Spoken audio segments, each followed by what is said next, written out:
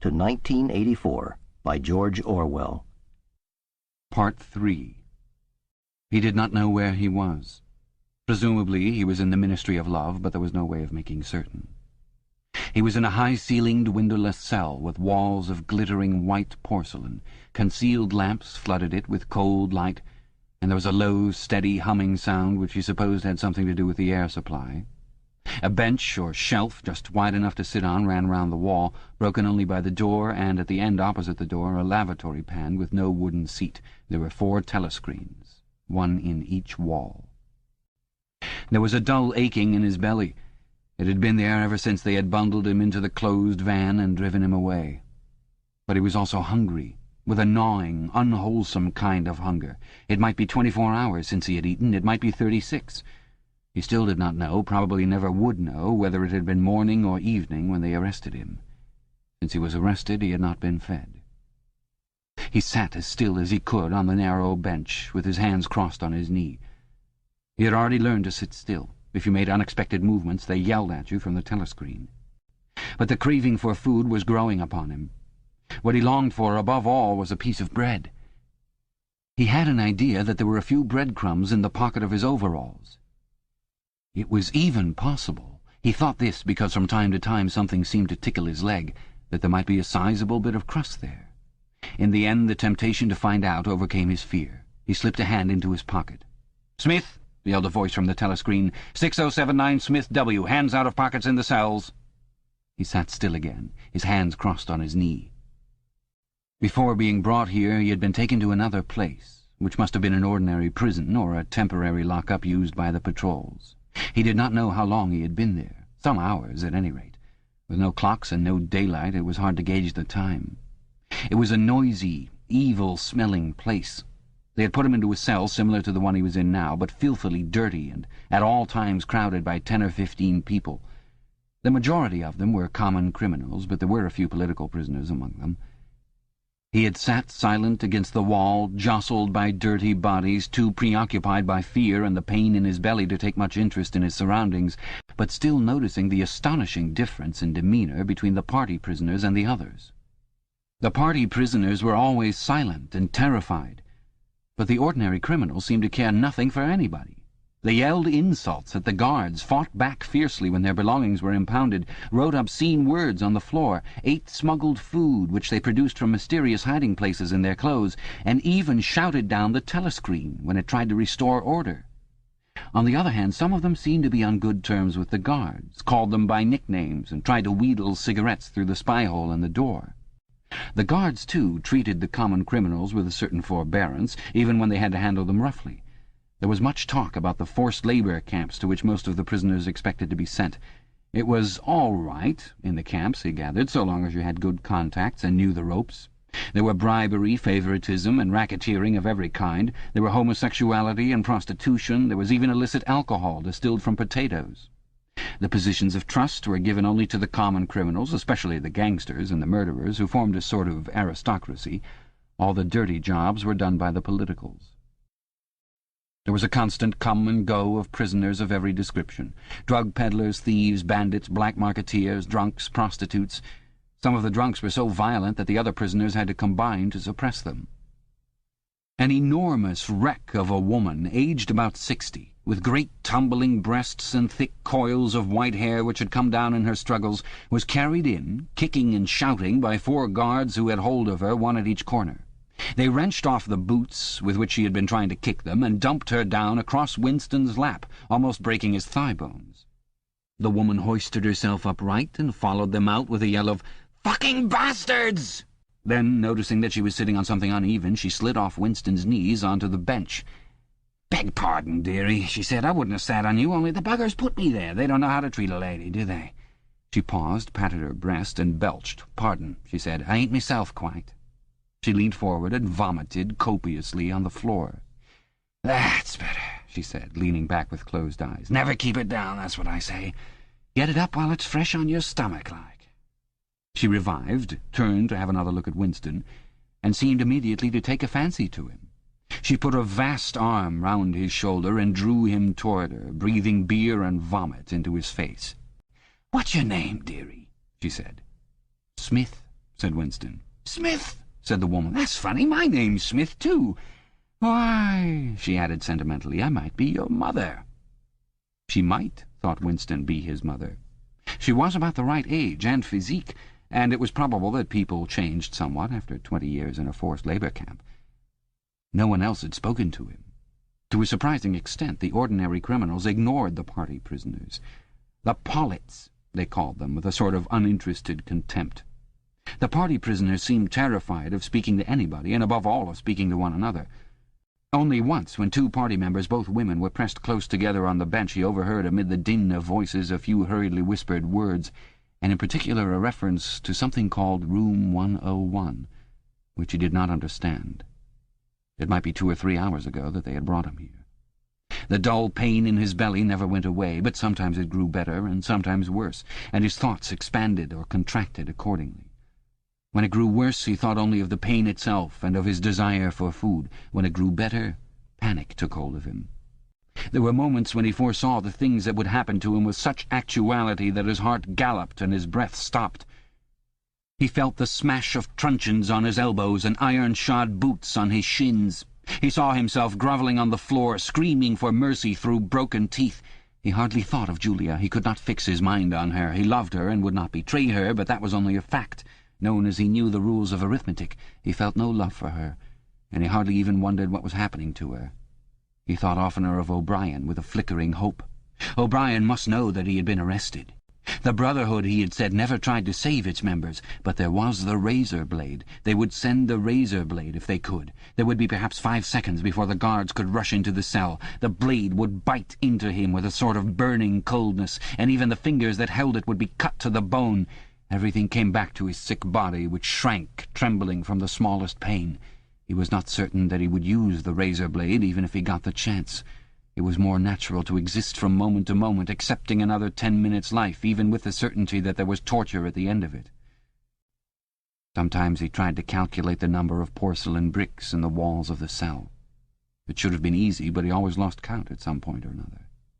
More often he wondered where he was and what time of day it was. At one moment he felt certain that it was broad daylight outside, and at the next equally certain that it was pitch darkness. In this place, he knew instinctively, the lights would never be turned out. It was the place with no darkness. He saw now why O'Brien had seemed to recognize the illusion. In the Ministry of Love there were no windows. His cell might be at the heart of the building or against its outer wall. It might be 10 floors below ground or 30 above it. He moved himself mentally from place to place and tried to determine by the feeling of his body whether he was perched high in the air or buried deep underground. There was a sound of marching boots outside. The steel door opened with a clang. A young officer, a trim, black-uniformed figure who seemed to glitter all over with polished leather and whose pale, straight-featured face was like a wax mask, stepped smartly through the doorway. He motioned to the guards outside to bring in the prisoner they were leading. The poet Ampleforth shambled into the cell. The door clanged shut again. Ampleforth made 1 or 2 uncertain movements from side to side, as though having some idea that there was another door to go out of, and then began to wander up and down the cell. He had not yet noticed Winston's presence. His troubled eyes were gazing at the wall about a metre above the level of Winston's head. He was shoeless. Large, dirty toes were sticking out of the holes in his socks. He was also several days away from a shave. A scrubby beard covered his face to the cheekbones, giving him an air of ruffianism that went oddly with his large, weak frame and nervous movements. Winston roused himself a little from his lethargy. He must speak to Ampleforth and risk the yell from the telescreen. It was even conceivable that Ampleforth was the bearer of the razor blade. "Ampleforth," he said. There was no yell from the telescreen. Ampleforth paused, mildly startled. His eyes focused themselves slowly on Winston. "Ah, Smith," he said. "You too." "What are you in for?" "To tell you the truth—" He sat down awkwardly on the bench opposite Winston. "There is only one offence, is there not?" he said. "And you have committed it?" "Apparently I have." He put a hand to his forehead and pressed his temples for a moment, as though trying to remember something. "These things happen," he began vaguely. I have been able to recall one instance, a possible instance. It was an indiscretion, undoubtedly. We were producing a definitive edition of the poems of Kipling. I allowed the word God to remain at the end of a line. I could not help it," he added almost indignantly, raising his face to look at Winston. "It was impossible to change the line. The rhyme was rod. Do you realize that there are only 12 rhymes to rod in the entire language? For days I had racked my brains. There was no other rhyme." The expression on his face changed. The annoyance passed out of it, and for a moment he looked almost pleased. A sort of intellectual warmth, the joy of the pedant who has found out some useless fact, shone through the dirt and scrubby hair.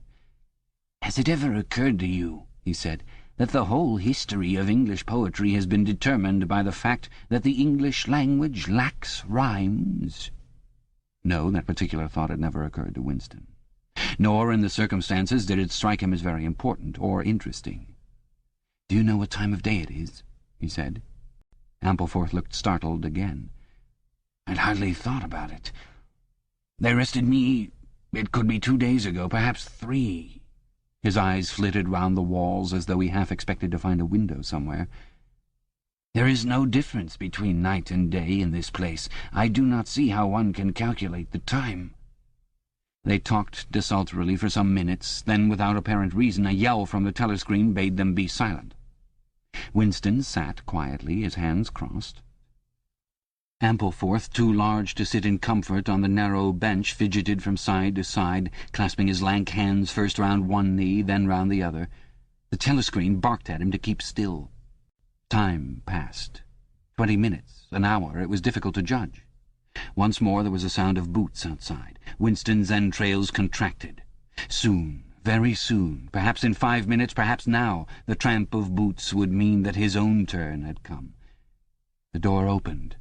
The cold-faced young officer stepped into the cell. With a brief movement of the hand he indicated Ampleforth. "Room 101, he said. Ampleforth marched clumsily out between the guards, his face vaguely perturbed but uncomprehending. What seemed like a long time passed. The pain in Winston's belly had revived. His mind sagged round and round on the same track like a ball falling again and again into the same series of slots. He had only 6 thoughts: the pain in his belly, a piece of bread, the blood and the screaming, O'Brien, Julia, the razor blade. There was another spasm in his entrails. The heavy boots were approaching. As the door opened, the wave of air that it created brought in a powerful smell of cold sweat. Parsons walked into the cell. He was wearing khaki shorts and a sports shirt. This time Winston was startled into self-forgetfulness. "You here?" he said. Parsons gave Winston a glance in which there was neither interest or surprise, but only misery. He began walking jerkily up and down, evidently unable to keep still. Each time he straightened his pudgy knees, it was apparent that they were trembling. His eyes had a wide-open, staring look, as though he could not prevent himself from gazing at something in the middle distance. "What are you in for?" said Winston. "Thought crime," said Parsons, almost blubbering. The tone of his voice implied at once a complete admission of his guilt, and a sort of incredulous horror that such a word could be applied to himself. He paused opposite Winston and began eagerly appealing to him. "You don't think they'll shoot me, do you, old chap? They don't shoot you if you haven't actually done anything, only thoughts, which you can't help. I know that they give you a fair hearing. Oh, I trust them for that. They'll know my record, won't they? You know what kind of chap I was. Not a bad chap in my way. Not brainy, of course, but keen. I tried to do my best for the party, didn't I? I'll get off with 5 years, don't you think? Or even 10 years? A chap like me could make himself pretty useful in a Labour camp. They wouldn't shoot me for going off the rails just once."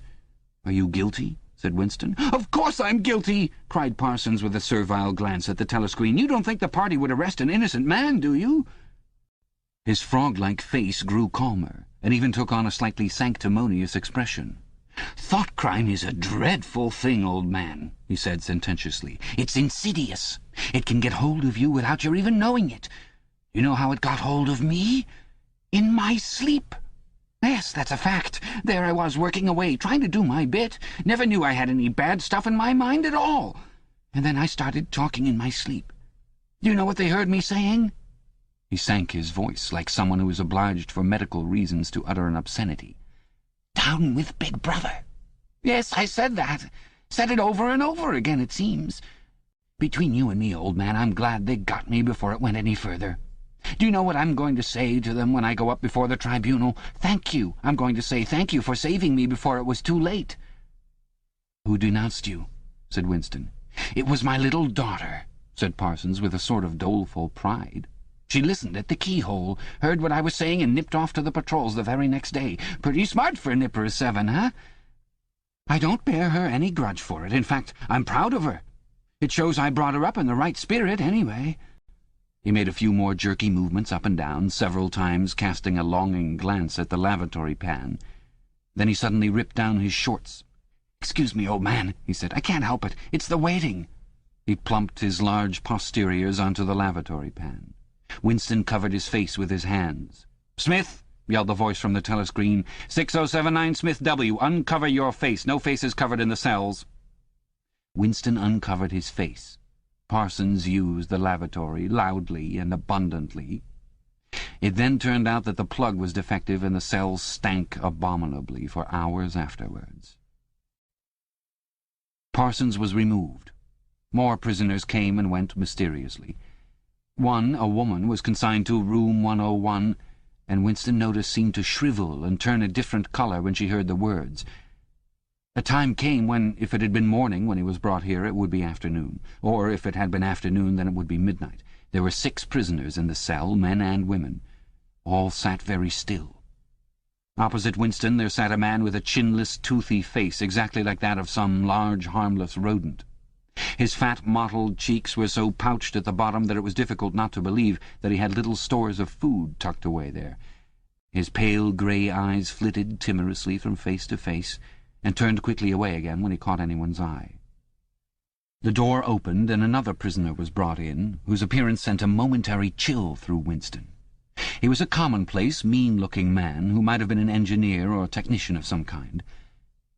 But what was startling was the emaciation of his face. It was like a skull. Because of its thinness, the mouth and eyes looked disproportionately large, and the eyes seemed filled with a murderous, unappeasable hatred of somebody or something. The man sat down on the bench at a little distance from Winston. Winston did not look at him again, but the tormented, skull-like face was as vivid in his mind as though it had been straight in front of his eyes. Suddenly he realized what was the matter. The man was dying of starvation. The same thought seemed to occur almost simultaneously to everyone in the cell. There was a very faint stirring all the way round the bench. The eyes of the chinless man kept flitting toward the skull-faced man, then turning guiltily away, then being dragged back by an irresistible attraction. Presently he began to fidget on his seat. At last he stood up, waddled clumsily across the cell, dug down into the pocket of his overalls, and with an abashed air held out a grimy piece of bread to the skull-faced man. There was a furious, deafening roar from the telescreen. The chinless man jumped in his tracks. The skull-faced man had quickly thrust his hands behind his back as though demonstrating to all the world that he refused the gift. "Bumstead!" roared the voice. 2713 Bumstead J. Let fall that piece of bread." The chinless man dropped the piece of bread on the floor. "Remain standing where you are," said the voice. "Face the door. Make no movement." The chinless man obeyed. His large, pouchy cheeks were quivering uncontrollably. The door clanged open. As the young officer entered and stepped aside, there emerged from behind him a short, stumpy guard with enormous arms and shoulders. He took his stand opposite the chinless man, and then, at a signal from the officer, let free a frightful blow, with all the weight of his body behind it, full in the chinless man's mouth. The force of it seemed almost to knock him clear of the floor. His body was flung across the cell and fetched up against the base of the lavatory seat. For a moment he lay as though stunned, with dark blood oozing from his mouth and nose. A very faint whimpering or squeaking, which seemed unconscious, came out of him. Then he rolled over and raised himself unsteadily on hands and knees. Amid a stream of blood and saliva, the 2 halves of a dental plate fell out of his mouth. The prisoners sat very still, their hands crossed on their knees. The chinless man climbed back into his place. Down one side of his face the flesh was darkening. His mouth had swollen into a shapeless, cherry-coloured mass with a black hole in the middle of it. From time to time a little blood dripped onto the breast of his overalls. His grey eyes still flitted from face to face, more guiltily than ever, as though he were trying to discover how much the others despised him for his humiliation. The door opened. With a small gesture the officer indicated the skull-faced man. "Room 101, he said. There was a gasp and a flurry at Winston's side. The man had actually flung himself on his knees on the floor with his hands clasped together. "Comrade, officer," he cried, "you don't have to take me to that place. Haven't I told you everything already? What else is it you want to know? There's nothing I wouldn't confess. Nothing. Just tell me what it is, and I'll confess it straight off. Write it down, and I'll sign it. Anything, not room 101. "Room 101, said the officer. The man's face, already very pale, turned a colour Winston would not have believed possible. It was definitely, unmistakably, a shade of green. "Do anything to me," he yelled. "You've been starving me for weeks. Finish it off and let me die. Shoot me, hang me, sentence me to 25 years. Is there somebody else you want me to give away? Just say who it is and I'll tell you anything you want. I don't care who it is or what you do to them. I've got a wife and 3 children. The biggest of them isn't 6 years old. You can take the whole lot of them and cut their throats in front of my eyes, and I'll stand by and watch it. But not room 101. "Room 101, said the officer. The man looked frantically round at the other prisoners, as though with some idea that he could put another victim in his own place. His eyes settled on the smashed face of the chinless man. He flung out a lean arm. "That's the one you ought to be taking, not me!" he shouted. "You didn't hear what he was saying after they bashed his face. Give me a chance and I'll tell you every word of it. He's the one that's against the party, not me." The guard stepped forward. The man's voice rose to a shriek. "You didn't hear him," he repeated. "Something went wrong with the telescreen. He's the one you want. Take him, not me." The 2 sturdy guards had stooped to take him by the arms. But just at this moment he flung himself across the floor of the cell and grabbed one of the iron legs that supported the bench. He had set up a wordless howling, like an animal. The guards took hold of him to wrench him loose, but he clung on with astonishing strength. For perhaps 20 seconds they were hauling at him. The prisoners sat quiet, their hands crossed on their knees, looking straight in front of them. The howling stopped. The man had no breath left for anything except hanging on. Then there was a different kind of cry. A kick from the guard's boot had broken the fingers on one of his hands. They dragged him to his feet. "Room 101, said the officer. The man was led out, walking unsteadily, with head sunken, nursing his crushed hand, all the fight gone out of him. A long time passed. If it had been midnight when the skull-faced man was taken away, it was morning. If morning, it was afternoon. Winston was alone, and had been alone for hours. The pain of sitting on the narrow bench was such that often he got up and walked about, unreproved by the telescreen. The piece of bread still lay where the chinless man had dropped it. At the beginning it needed a hard effort not to look at it, but presently hunger gave way to thirst. His mouth was sticky and evil-tasting. The humming sound and the unvarying white light induced a sort of faintness, an empty feeling inside his head. He would get up because the ache in his bones was no longer bearable, and then would sit down again almost at once because he was too dizzy to make sure of staying on his feet. Whenever his physical sensations were a little under control, the terror returned. Sometimes, with a fading hope, he thought of O'Brien and the razor blade. It was thinkable that the razor blade might arrive concealed in his food, if he were ever fed. More dimly he thought of Julia. Somewhere or other she was suffering, perhaps far worse than he. She might be screaming with pain at this moment. He thought, if I could save Julia by doubling my own pain, would I do it? Yes, I would. But that was merely an intellectual decision, taken because he knew that he ought to take it. He did not feel it. In this place you could not feel anything except pain and the foreknowledge of pain. Besides, was it possible, when you were actually suffering it, to wish for any reason whatever that your own pain should increase? But that question was not answerable yet. The boots were approaching again. The door opened. O'Brien came in. Winston started to his feet. The shock of the sight had driven all caution out of him.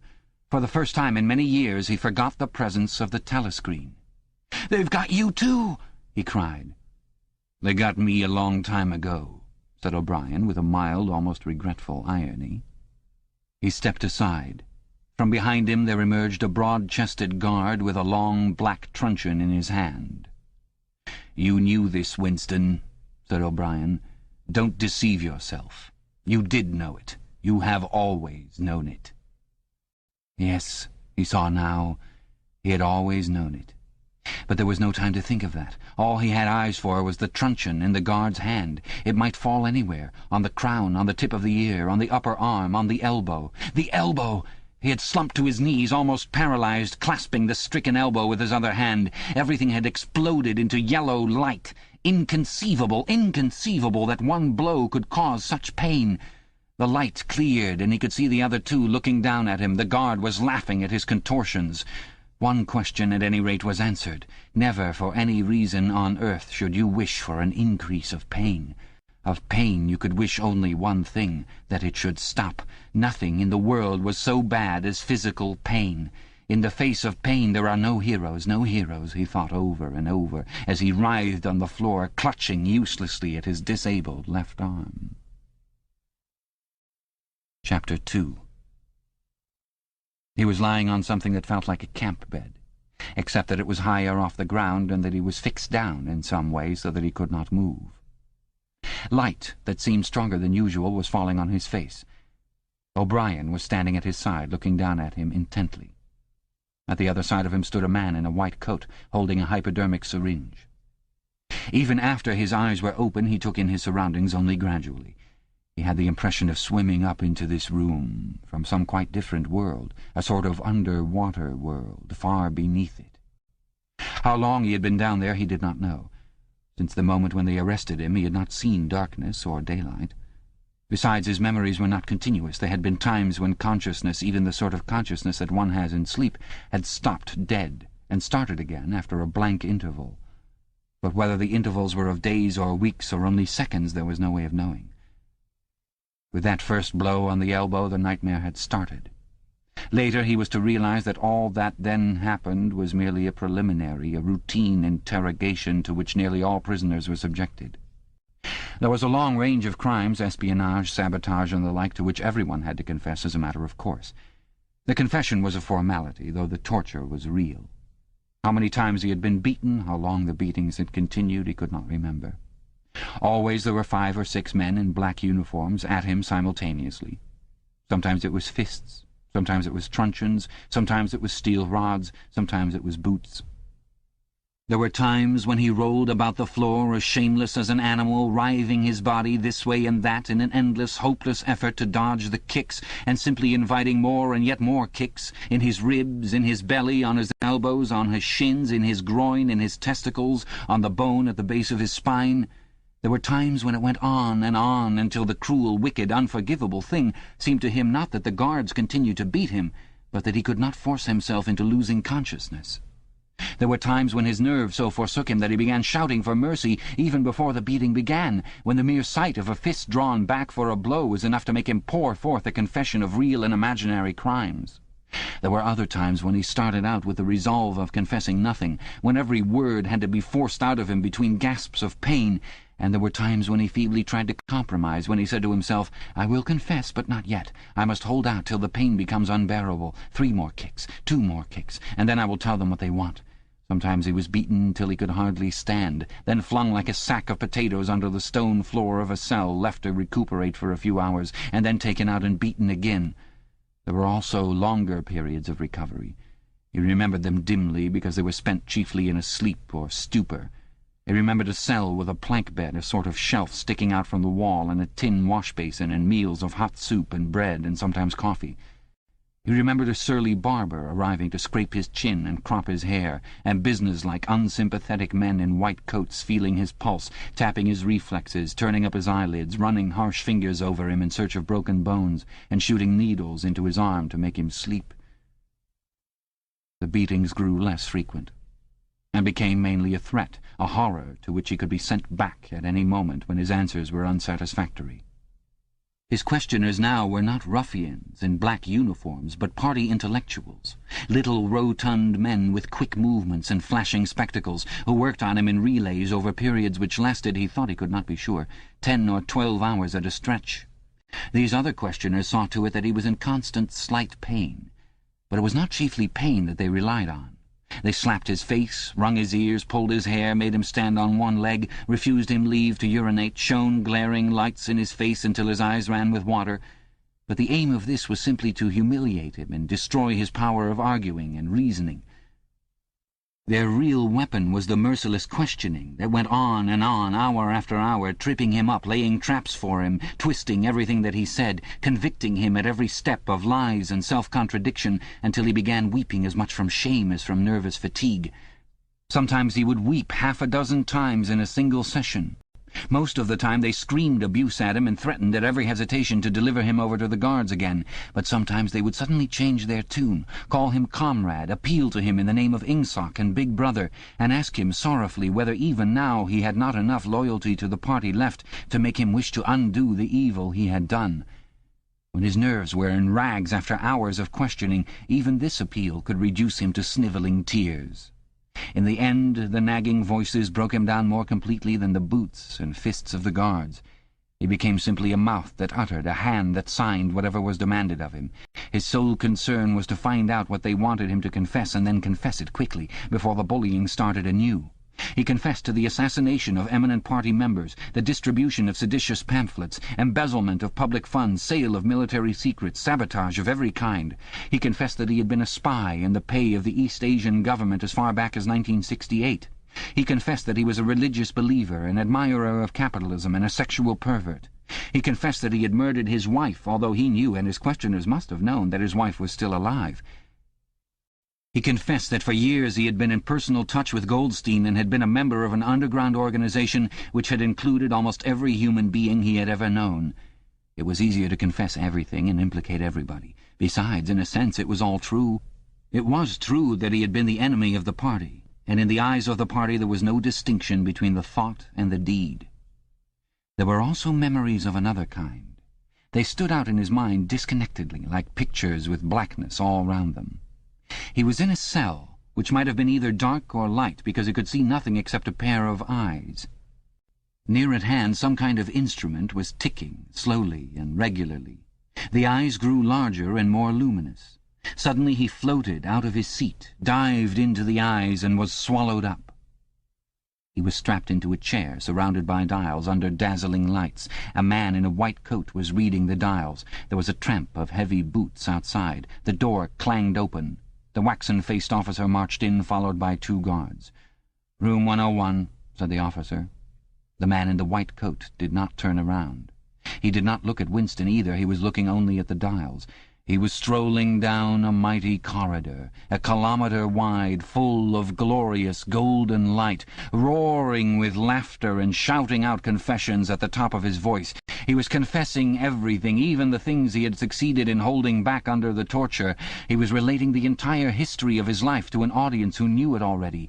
With him were the guards, the other questioners, the men in white coats, O'Brien, Julia, Mr. Charrington, all rolling down the corridor together and shouting with laughter. Some dreadful thing which had lain embedded in the future had somehow been skipped over and had not happened. Everything was all right. There was no more pain. The last detail of his life was laid bare, understood, forgiven. He was starting up from the plank bed in the half-certainty that he had heard O'Brien's voice. All through his interrogation, although he had never seen him, he had had the feeling that O'Brien was at his elbow, just out of sight. It was O'Brien who was directing everything. It was he who set the guards onto Winston and who prevented them from killing him. It was he who decided when Winston should scream with pain, when he should have a respite, when he should be fed, when he should sleep, when the drug should be pumped into his arm. It was he who asked the questions and suggested the answers. He was the tormentor, he was the protector, he was the inquisitor, he was the friend. And once, Winston could not remember whether it was in drugged sleep or in normal sleep or even in a moment of wakefulness, a voice murmured in his ear, "Don't worry, Winston. You are in my keeping. For 7 years I have watched over you. Now the turning point has come. I shall save you. I shall make you perfect." He was not sure whether it was O'Brien's voice, but it was the same voice that had said to him, "We shall meet in the place where there is no darkness," in that other dream, 7 years ago. He did not remember any ending to his interrogation. There was a period of blackness, and then the cell or room in which he now was had gradually materialized round him. He was almost flat on his back and unable to move. His body was held down at every essential point. Even the back of his head was gripped in some manner. O'Brien was looking down at him gravely and rather sadly. His face, seen from below, looked coarse and worn, with pouches under the eyes and tired lines from nose to chin. He was older than Winston had thought him. He was perhaps 48 or 50. Under his hand there was a dial, with a lever on top and figures running round the face. "I told you," said O'Brien, "that if we met again it would be here." "Yes," said Winston.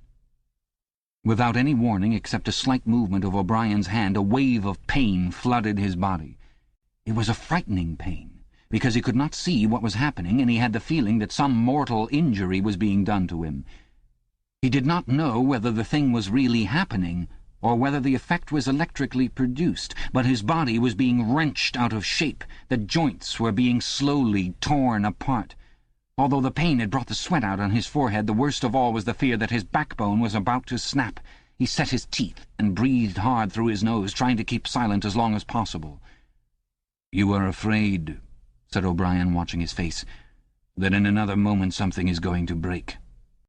Your especial fear is that it will be your backbone. You have a vivid mental picture of the vertebrae snapping apart and the spinal fluid dripping out of them. That is what you are thinking, is it not, Winston?" Winston did not answer. O'Brien drew back the lever on the dial. The wave of pain receded almost as quickly as it had come. "That was 40, said O'Brien. "You can see that the numbers on this dial run up to 100. Will you please remember throughout our conversation that I have it in my power to inflict pain on you at any moment and to whatever degree I choose. If you tell me any lies, or attempt to prevaricate in any way, or even fall below your usual level of intelligence, you will cry out with pain, instantly. Do you understand that?" "Yes," said Winston. O'Brien's manner became less severe. He resettled his spectacles thoughtfully and took a pace or two up and down. When he spoke, his voice was gentle and patient. He had the air of a doctor, a teacher, even a priest, anxious to explain and persuade, rather than to punish. "I am taking trouble with you, Winston," he said, "because you are worth trouble. You know perfectly well what is the matter with you. You have known it for years, though you have fought against the knowledge. You are mentally deranged. You suffer from a defective memory. You are unable to remember real events, and you persuade yourself that you remember other events which never happened. Fortunately, it is curable. You have never cured yourself of it because you did not choose to. There was a small effort of the will that you were not ready to make. Even now I am well aware you are clinging to your disease under the impression that it is a virtue. Now we will take an example. At this moment, which power is Oceania at war with?" "When I was arrested, Oceania was at war with East Asia." "With East Asia. Good. And Oceania has always been at war with East Asia, has it not?"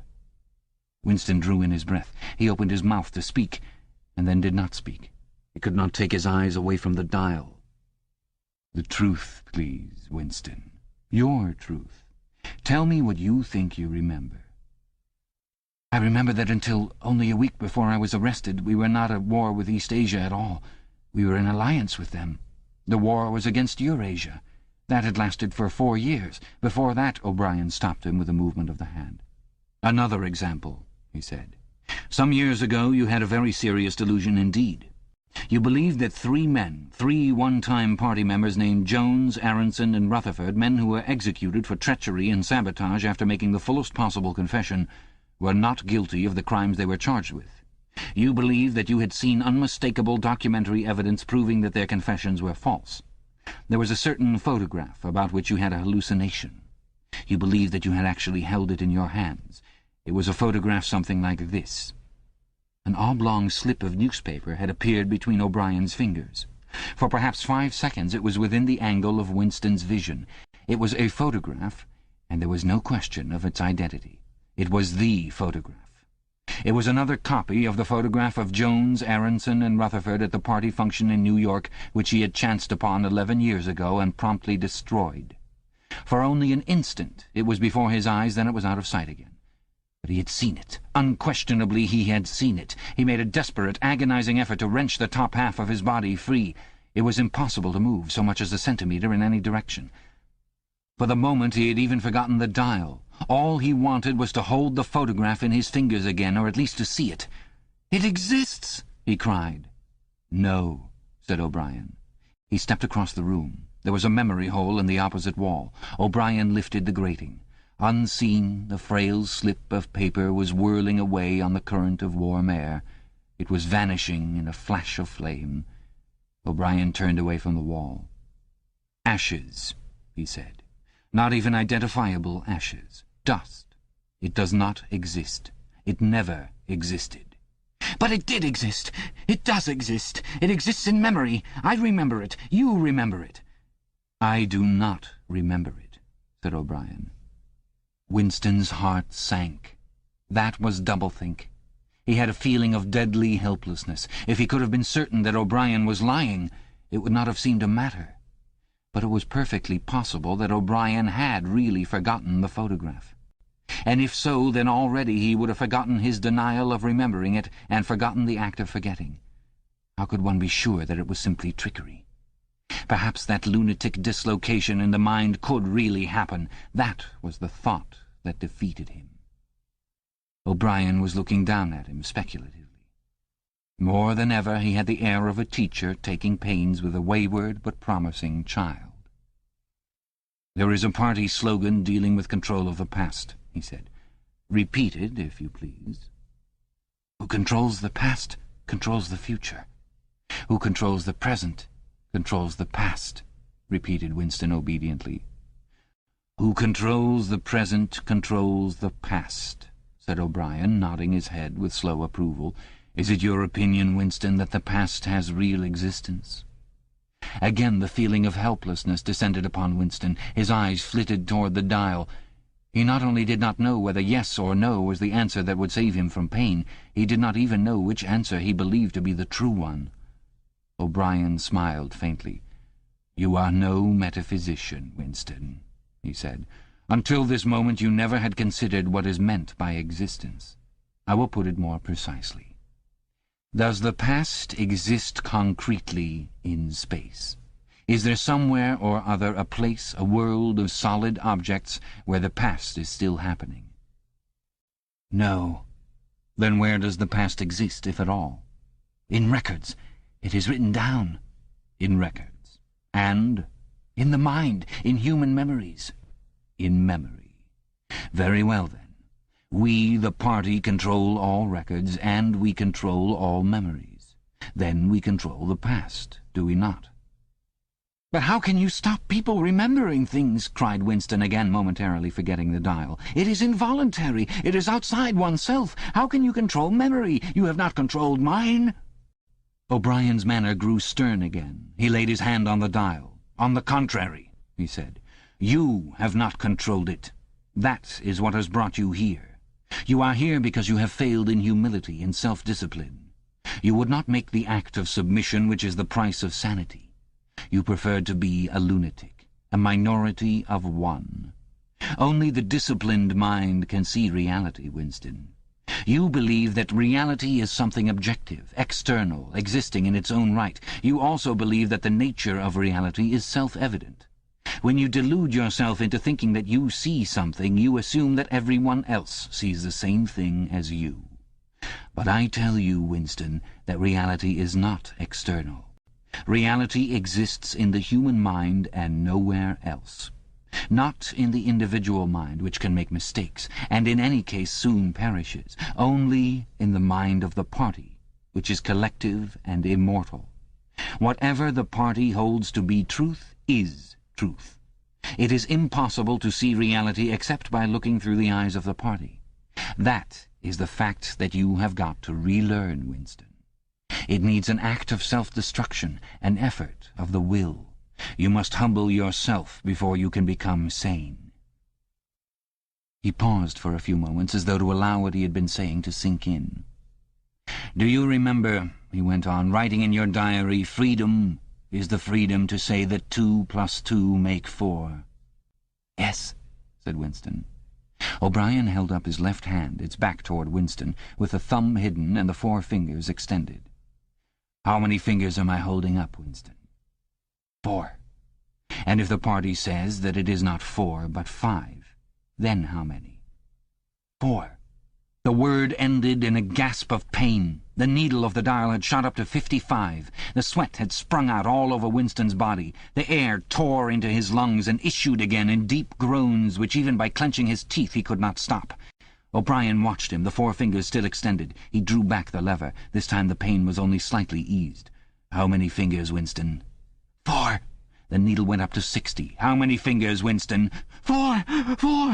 What else can I say? 4! The needle must have risen again, but he did not look at it. The heavy, stern face and the 4 fingers filled his vision. The fingers stood up before his eyes like pillars, enormous, blurry, and seeming to vibrate, but unmistakably 4. "How many fingers, Winston?" 4! Stop it! Stop it! How can you go on? 4! 4! How many fingers, Winston? 5! 5! 5! No, Winston, that is no use. You are lying. You still think there are 4. How many fingers, please? 4! 5! 4! Anything you like, only stop it! Stop the pain! Abruptly he was sitting up, with O'Brien's arm round his shoulders. He had perhaps lost consciousness for a few seconds.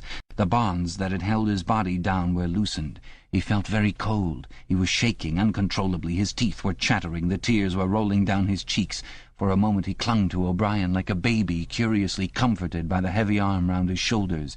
He had the feeling that O'Brien was his protector, that the pain was something that came from outside, from some other source, and that it was O'Brien who could save him from it. "You are a slow learner, Winston," said O'Brien gently.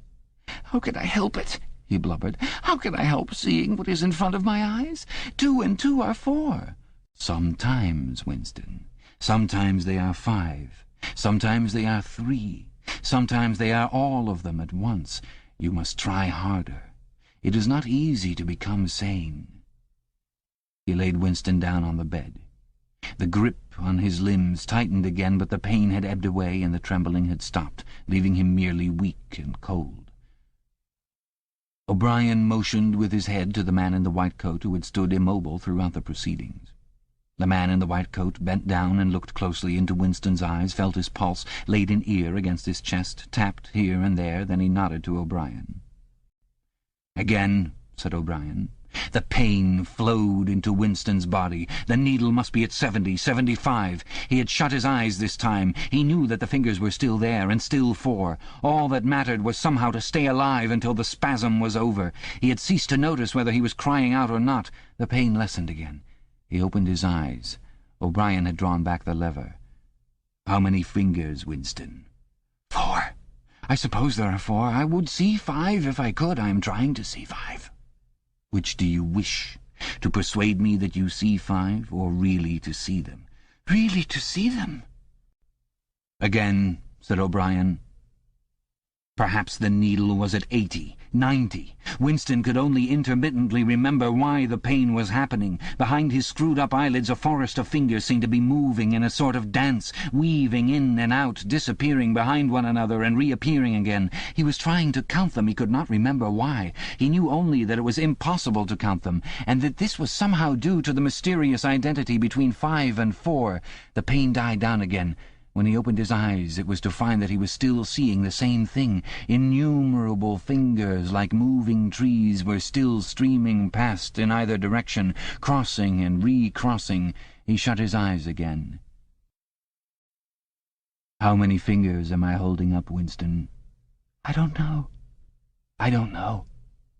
You will kill me if you do that again. 4, 5, 6, in all honesty, I don't know." "Better," said O'Brien. A needle slid into Winston's arm. Almost in the same instant a blissful, healing warmth spread all through his body. The pain was already half forgotten. He opened his eyes and looked up gratefully at O'Brien. At sight of the heavy, lined face, so ugly and so intelligent, his heart seemed to turn over. If he could have moved, he would have stretched out a hand and laid it on O'Brien's arm. He had never loved him so deeply as at this moment, and not merely because he had stopped the pain. The old feeling that at bottom it did not matter whether O'Brien was a friend or an enemy had come back. O'Brien was a person who could be talked to. Perhaps one did not want to be loved so much as to be understood. O'Brien had tortured him to the edge of lunacy, and in a little while it was certain he would send him to his death. It made no difference. In some sense that went deeper than friendship. They were intimates. Somewhere or other, although the actual words might never be spoken, there was a place where they could meet and talk. O'Brien was looking down at him with an expression which suggested that the same thought might be in his own mind. When he spoke, it was in an easy, conversational tone. "Do you know where you are, Winston?" he said. "I don't know. I can guess. In the Ministry of Love." "Do you know how long you have been here?" "I don't know. Days, weeks, months?" "I think it is months." "And why do you imagine that we bring people to this place?" "To make them confess." "No, that is not the reason. Try again." "To punish them." "No!" exclaimed O'Brien. His voice had changed extraordinarily, and his face had suddenly become both stern and animated. "No! Not merely to extract your confession, nor to punish you. Shall I tell you why we have brought you here? To cure you, to make you sane. Will you understand, Winston, that no one whom we bring to this place ever leaves our hands uncured? We are not interested in those stupid crimes that you have committed. The party is not interested in the overt act. The thought is all we care about. We do not merely destroy our enemies, we change them. Do you understand what I mean by that?" He was bending over Winston. His face looked enormous because of its nearness and hideously ugly because it was seen from below. Moreover, it was filled with a sort of exaltation, a lunatic intensity. Again Winston's heart shrank. If it had been possible, he would have cowered deeper into the bed. He felt certain that O'Brien was about to twist the dial out of sheer wantonness. At this moment, however, O'Brien turned away. He took a pace or two up and down. Then he continued, less vehemently. "The first thing for you to understand is that in this place there are no martyrdoms. You have read of the religious persecutions of the past. In the Middle Ages there was the Inquisition. It was a failure. It set out to eradicate heresy and ended by perpetuating it. For every heretic it burned at the stake, thousands of others rose up. Why was that? Because the Inquisition killed its enemies in the open and killed them while they were still unrepentant. In fact, it killed them because they were unrepentant. Men were dying because they would not abandon their true beliefs. Naturally, all the glory belonged to the victim, and all the shame to the inquisitor who burned him. Later, in the 20th century, there were the totalitarians, as they were called. There were the German Nazis and the Russian communists. The Russians persecuted heresy more cruelly than the Inquisition had done, and they imagined that they had learned from the mistakes of the past. They knew, at any rate, that one must not make martyrs. Before they exposed their victims to public trial, they deliberately set themselves to destroy their dignity. They wore them down by torture and solitude until they were despicable, cringing wretches, confessing whatever was put into their mouths, covering themselves with abuse, accusing and sheltering behind one another, whimpering for mercy. And yet, after only a few years, the same thing had happened over again. The dead men had become martyrs, and their degradation was forgotten. Once again, why was it? In the first place, because the confessions that they had made were obviously extorted and untrue. We do not make mistakes of that kind. All the confessions that are uttered here are true. We make them true. And above all, we do not allow the dead to rise up against us. You must stop imagining that posterity will vindicate you, Winston. Posterity will never hear of you. You will be lifted clean out from the stream of history. We shall turn you into gas and pour you into the stratosphere. Nothing will remain of you, not a name in a register, not a memory in a living brain. You will be annihilated in the past as well as in the future. You will never have existed. Then why bother to torture me, thought Winston with a momentary bitterness. O'Brien checked his step as though Winston had uttered the thought aloud.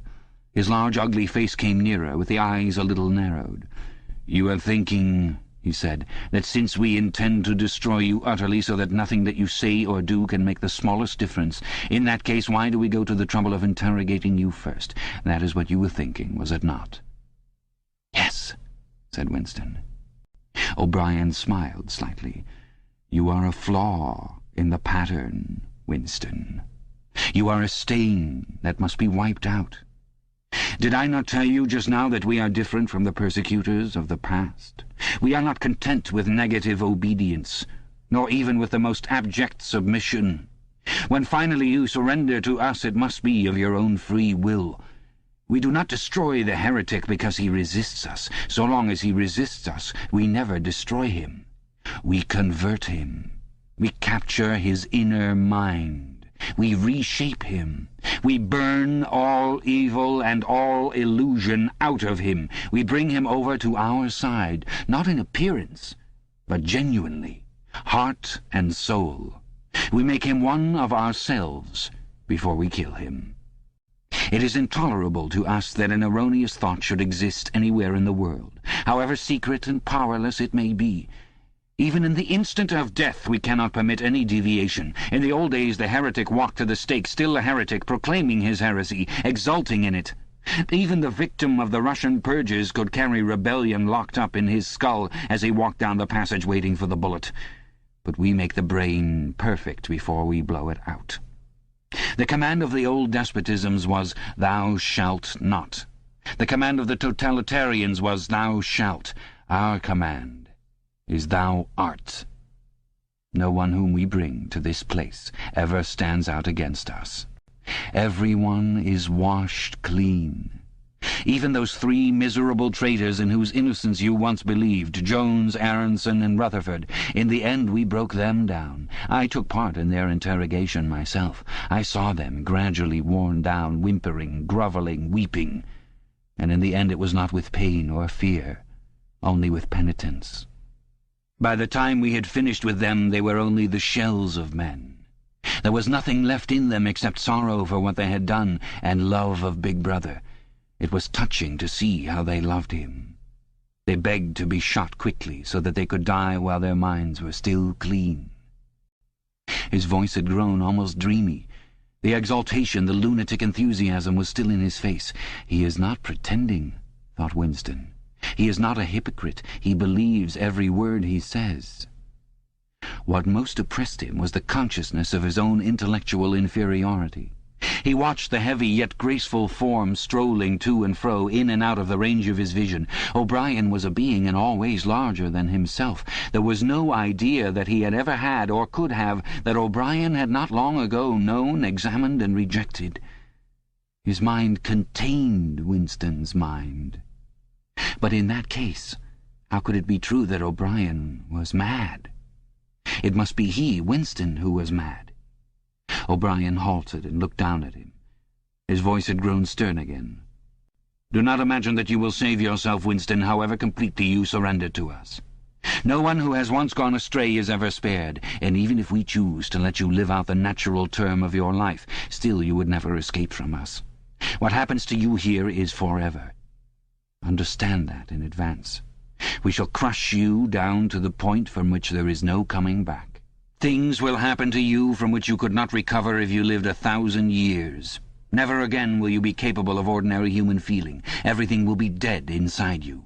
Never again will you be capable of love or friendship or joy of living or laughter or curiosity or courage or integrity. You will be hollow. We shall squeeze you empty, and then we shall fill you in with ourselves." He paused and signed to the man in the white coat. Winston was aware of some heavy piece of apparatus being pushed into place behind his head. O'Brien had sat down beside the bed so that his face was almost on a level with Winston's. 3,000, he said, speaking over Winston's head to the man in the white coat. 2 soft pads, which felt slightly moist, clamped themselves against Winston's temples. He quailed. There was a pain coming, a new kind of pain. O'Brien laid a hand reassuringly, almost kindly, on his. "This time it will not hurt," he said. "Keep your eyes fixed on mine." At this moment there was a devastating explosion, or what seemed like an explosion, though it was not certain whether there was any noise.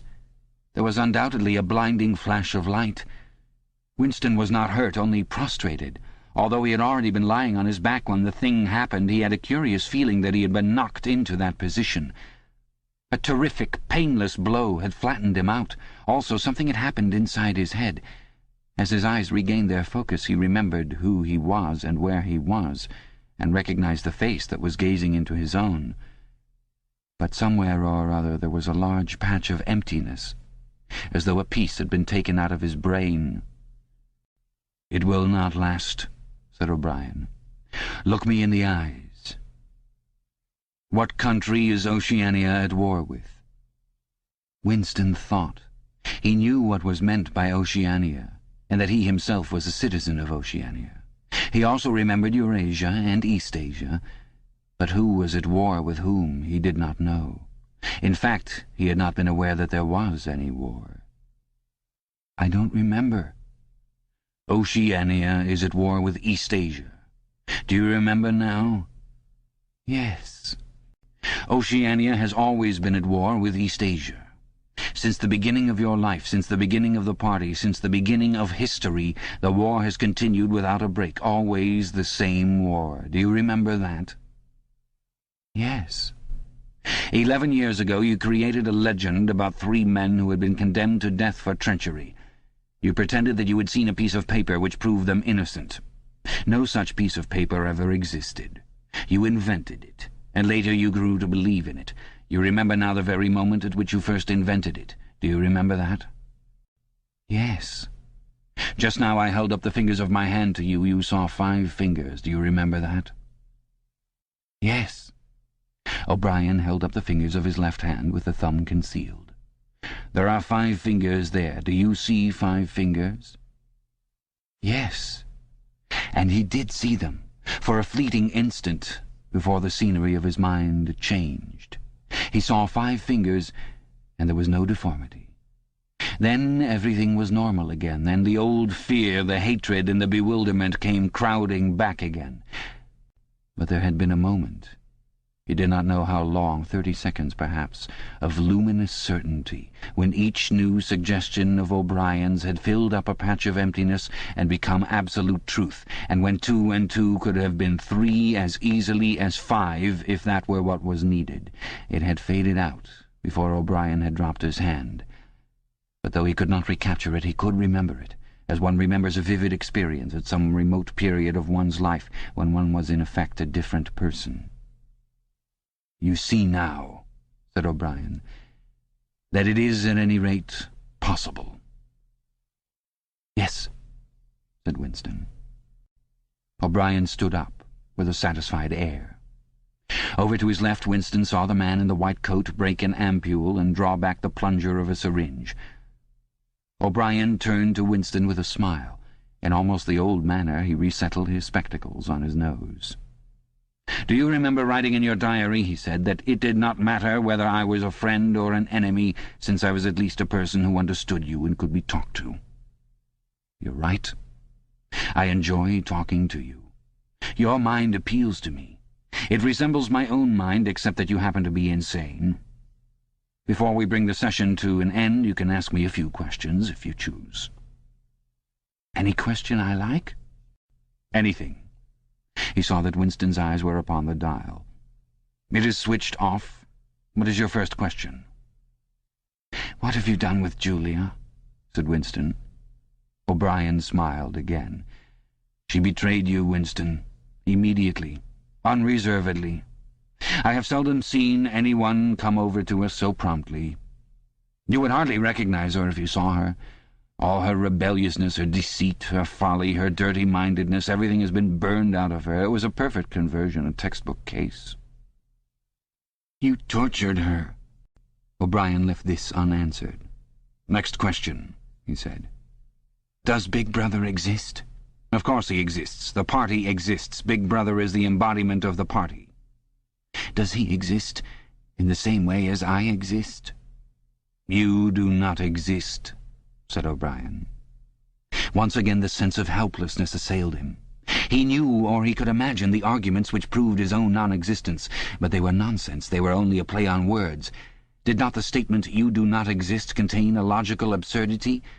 But what use was it to say so?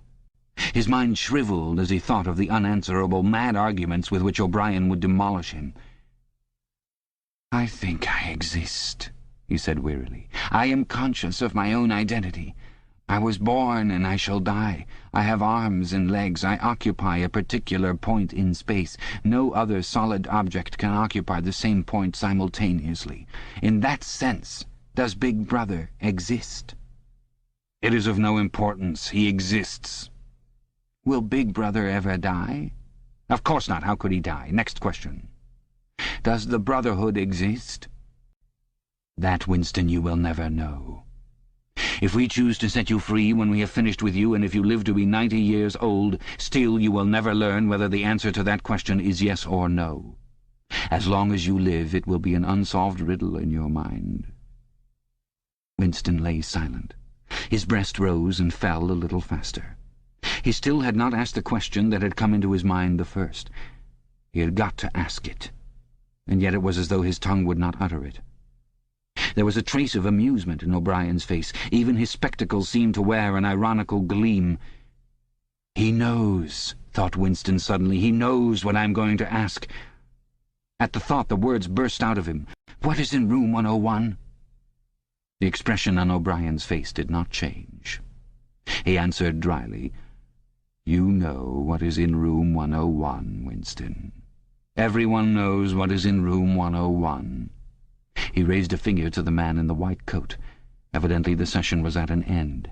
A needle jerked into Winston's arm. He sank almost instantly into deep sleep. Chapter 3. "There are 3 stages in your reintegration," said O'Brien. "There is learning, there is understanding, and there is acceptance. It is time for you to enter upon the 2nd stage." As always, Winston was lying flat on his back. But of late his bonds were looser. They still held him to the bed, but he could move his knees a little and could turn his head from side to side and raise his arms from the elbow. The dial also had grown to be less of a terror. He could evade its pangs if he was quick-witted enough. It was chiefly when he showed stupidity that O'Brien pulled the lever. Sometimes they got through a whole session without use of the dial. He could not remember how many sessions there had been. The whole process seemed to stretch out over a long, indefinite time, weeks, possibly. And the intervals between the sessions might sometimes have been days, sometimes only an hour or 2. "As you lie there," said O'Brien, "you have often wondered, you have even asked me, why the Ministry of Love should expend so much time and trouble on you. And when you were free, you were puzzled by what was essentially the same question. You could grasp the mechanics of the society you lived in, but not its underlying motives. Do you remember writing in your diary, 'I understand how, I do not understand why'? It was when you thought about why that you doubted your own sanity. You have read the book, Goldstein's book, or parts of it at least. Did it tell you anything that you did not know already?" "You have read it?" said Winston. "I wrote it. That is to say, I collaborated in writing it. No book is produced individually, as you know." "Is it true what it says?" "As description, yes. The program it sets forth is nonsense. The secret accumulation of knowledge, a gradual spread of enlightenment, ultimately a proletarian rebellion, the overthrow of the party. You foresaw yourself that was what it would say. It is all nonsense. The proletarians will never revolt, not in 1,000 years or 1,000,000.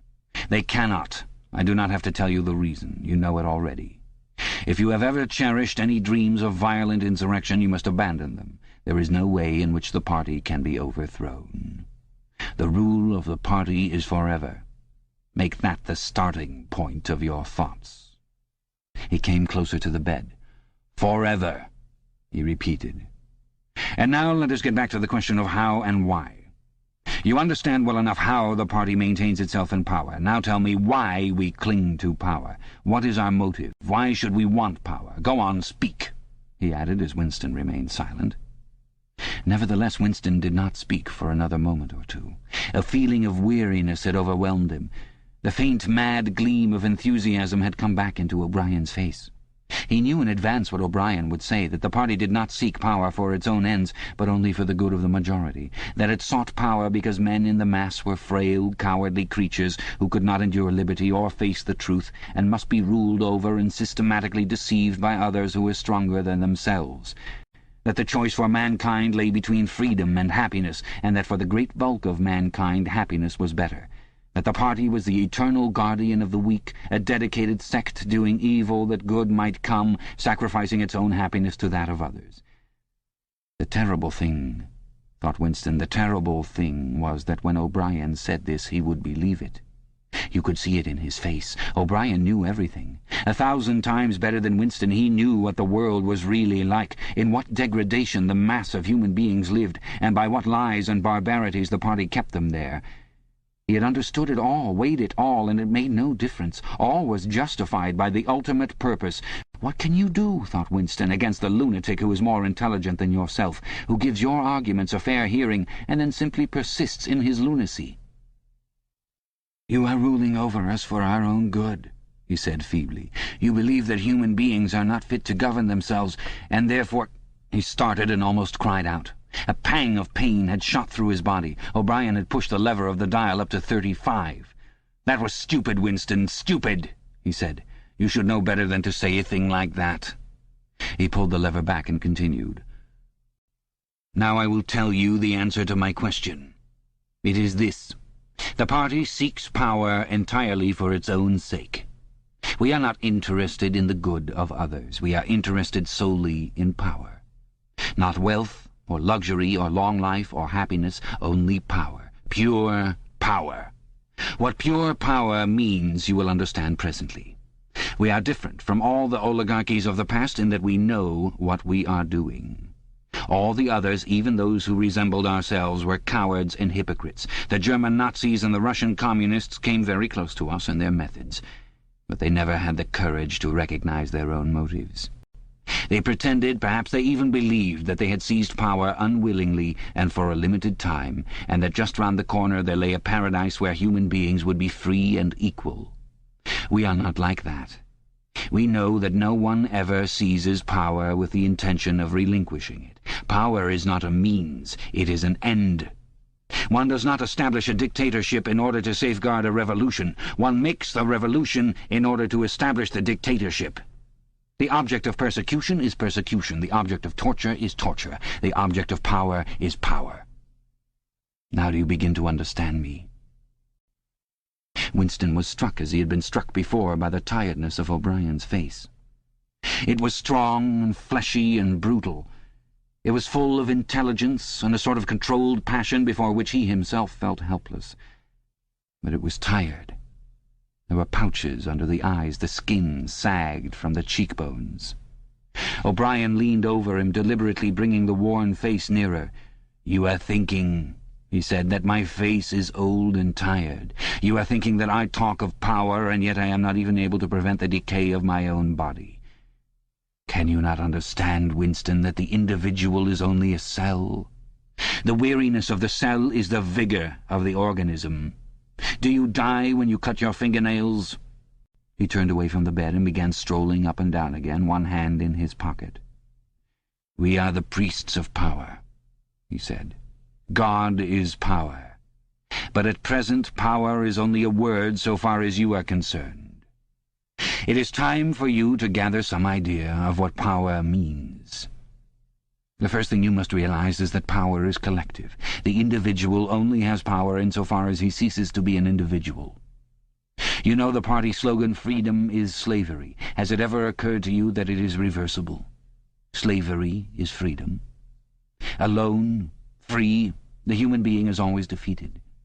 It must be so because every human being is doomed to die, which is the greatest of all failures. But if he can make complete, utter submission, if he can escape from his identity, if he can merge himself in the party so that he is the party, then he is all-powerful and immortal. The second thing for you to realize is that power is power over human beings, over the body, but above all, over the mind. Power over matter, external reality as you would call it, is not important. Already our control over matter is absolute. For a moment Winston ignored the dial. He made a violent effort to raise himself into a sitting position, and merely succeeded in wrenching his body painfully. "But how can you control matter?" he burst out. "You don't even control the climate or the law of gravity. And there are disease, pain, death—" O'Brien silenced him by a movement of the hand. "We control matter because we control the mind. Reality is inside the skull. You will learn by degrees, Winston, there is nothing that we could not do. Invisibility, levitation, anything. I could float off this floor like a soap bubble if I wished to. I do not wish to, because the party does not wish it. You must get rid of those 19th-century ideas about the laws of nature. We make the laws of nature. But you do not! You are not even masters of this planet. What about Eurasia and East Asia? You have not conquered them yet. Unimportant. We shall conquer them when it suits us, and if we did not, what difference would it make? We can shut them out of existence. Oceania is the world. But the world itself is only a speck of dust, and man is tiny, helpless. How long has he been in existence? For millions of years the earth was uninhabited. Nonsense. The earth is as old as we are, no older. How could it be older? Nothing exists except through human consciousness. But the rocks are full of the bones of extinct animals, mammoths and mastodons and enormous reptiles which lived here long before man was ever heard of. Have you ever seen those bones, Winston? Of course not. 19th-century biologists invented them. Before man there was nothing. After man, if he could come to an end, there would be nothing. Outside man there is nothing. But the whole universe is outside us. Look at the stars. Some of them are 1,000,000 light-years away. They are out of our reach forever. What are the stars? Said O'Brien indifferently. They are bits of fire a few kilometers away. We could reach them if we wanted to, or we could blot them out. The earth is the center of the universe. The sun and the stars go round it. Winston made another convulsive movement. This time he did not say anything. O'Brien continued as though answering a spoken objection. For certain purposes, of course, that is not true. When we navigate the ocean or when we predict an eclipse, we often find it convenient to assume that the earth goes round the sun and that the stars are millions upon millions of kilometers away. But what of it? Do you suppose it is beyond us to produce a dual system of astronomy? The stars can be near or distant according as we need them. Do you suppose our mathematicians are unequal to that? Have you forgotten doublethink? Winston shrank back upon the bed. Whatever he said, the swift answer crushed him like a bludgeon. And yet he knew that he was in the right. The belief that nothing exists outside your own mind, surely there must be some way of demonstrating that it was false. Had it not been exposed long ago as a fallacy? There was even a name for it which he had forgotten. A faint smile twitched the corners of O'Brien's mouth as he looked down at him. "I told you, Winston," he said, "that metaphysics is not your strong point. The word you are trying to think of is solipsism. But you are mistaken. This is not solipsism. Collective solipsism, if you like, but that is a different thing. In fact, the opposite thing. All this is a digression," he added in a different tone. "The real power, the power we have to fight for night and day, is not power over things, but over men." He paused, and for a moment assumed again his air of a schoolmaster questioning a promising pupil. "How does one man assert his power over another, Winston?" Winston thought. "By making him suffer," he said. "Exactly. By making him suffer. Obedience is not enough. Unless he is suffering, how can you be sure that he is obeying your will and not his own? Power is in inflicting pain and humiliation. Power is in tearing human minds to pieces and putting them together again in new shapes of your own choosing. Do you begin to see, then, what kind of world we are creating? It is the exact opposite of the stupid, hedonistic utopias that the old reformers imagined. A world of fear and treachery and torment, a world of trampling and being trampled upon, a world which will grow not less but more merciless as it refines itself. Progress in our world will be progress toward more pain. The old civilizations claimed that they were founded on love and justice. Ours is founded upon hatred. In our world there will be no emotions except fear, rage, triumph, and self-abasement. Everything else we shall destroy. Everything. Already we are breaking down the habits of thought which have survived from before the Revolution. We have cut the links between child and parent, and between man, and between man and woman. No one dares trust a wife or a child or a friend any longer. But in the future there will be no wives and no friends. Children will be taken from their mothers at birth as one takes eggs from a hen. The sex instinct will be eradicated. Procreation will be an annual formality like the renewal of a ration card. We shall abolish the orgasm. Our neurologists are at work upon it now. There will be no loyalty except loyalty toward the party. There will be no love except the love of Big Brother. There will be no laughter except the laugh of triumph over a defeated enemy. There will be no art, no literature, no science. When we are omnipotent, we shall have no more need of science.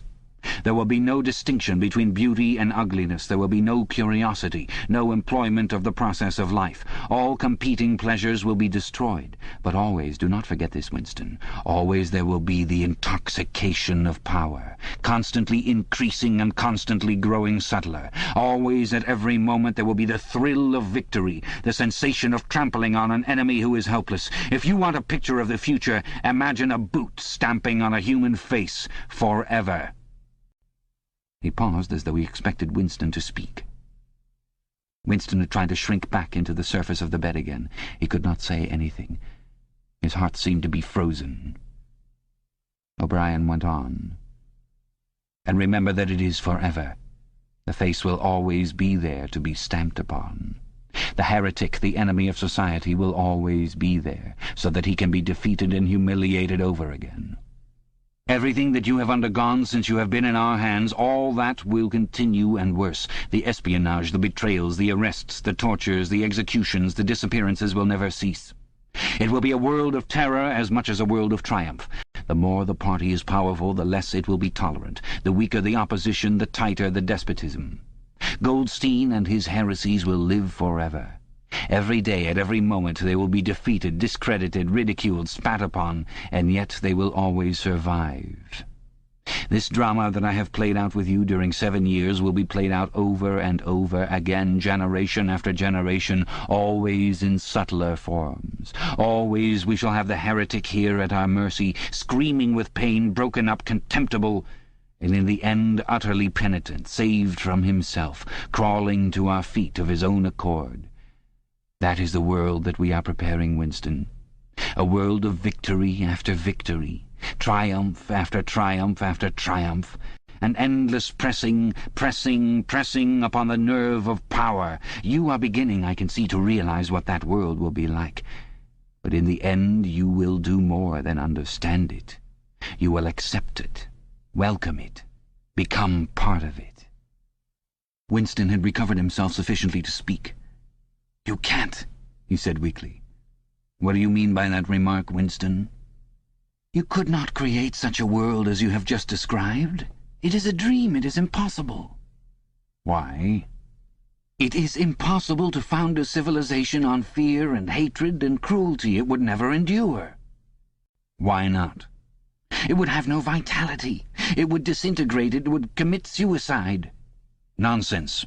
You are under the impression that hatred is more exhausting than love. Why should it be? And if it were, what difference would that make? Suppose that we choose to wear ourselves out faster. Suppose that we quicken the tempo of human life till men are senile at 30. Still, what difference would it make? Can you not understand that the death of the individual is not death? The party is immortal." As usual, the voice had battered Winston into helplessness. Moreover, he was in dread that if he persisted in his disagreement, O'Brien would twist the dial again. And yet he could not keep silent. Feebly, without arguments, with nothing to support him except his inarticulate horror of what O'Brien had said, he returned to the attack. "I don't know. I don't care. Somehow you will fail. Something will defeat you. Life will defeat you." "We control life, Winston, at all its levels. You are imagining that there is something called human nature which will be outraged by what we do and will turn against us. But we create human nature. Men are infinitely malleable, or perhaps you have returned to your old idea that the proletarians or the slaves will arise and overthrow us. Put it out of your mind. They are helpless, like the animals. Humanity is the party. The others are outside, irrelevant. I don't care. In the end they will beat you. Sooner or later they will see you for what you are, and then they will tear you to pieces. Do you see any evidence that this is happening? Or any reason why it should?" "No, I believe it. I know that you will fail. There is something in the universe, I don't know, some spirit, some principle that you will never overcome." "Do you believe in God, Winston?" "No." "Then what is it, this principle, that will defeat us?" I don't know. The spirit of man. And do you consider yourself a man? Yes. If you are a man, Winston, you are the last man. Your kind is extinct. We are the inheritors. Do you understand that you are alone? You are outside history. You are non-existent. His manner changed, and he said more harshly, "And you consider yourself morally superior to us with our lies and our cruelty?" "Yes, I consider myself superior." O'Brien did not speak. Two other voices were speaking. After a moment Winston recognized one of them as his own. It was a soundtrack of the conversation he had had with O'Brien on the night when he had enrolled himself in the Brotherhood. He heard himself promising to lie, to steal, to forge, to murder, to encourage drug-taking and prostitution, to disseminate venereal diseases, to throw vitriol in a child's face. O'Brien made a small, impatient gesture, as though to say that the demonstration was hardly worth making. Then he turned a switch, and the voices stopped. "Get up from that bed," he said. The bonds had loosened themselves. Winston lowered himself to the floor and stood up unsteadily. "You are the last man," said O'Brien. "You are the guardian of the human spirit. You shall see yourself as you are. Take off your clothes." Winston undid the bit of string that held his overalls together. The zip fastener had long since been wrenched out of them. He could not remember whether at any time since his arrest he had taken off all his clothes at one time. Beneath the overalls his body was looped with filthy, yellowish rags, just recognizable as the remnants of underclothes. As he slid them to the ground he saw that there was a three-sided mirror at the far end of the room. He approached it, then stopped short. An involuntary cry had broken out of him.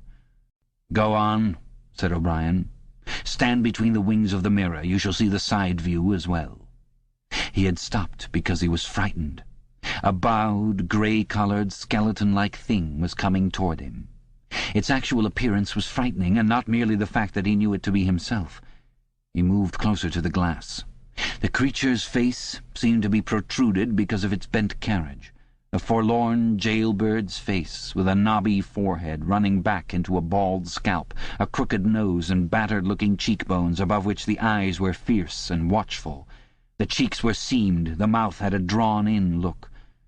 Certainly it was his own face, but it seemed to him that it had changed more than he had changed inside. The emotions it registered would be different from the ones he felt. He had gone partially bald. For the first moment he had thought that he had gone grey as well, but it was only the scalp that was grey.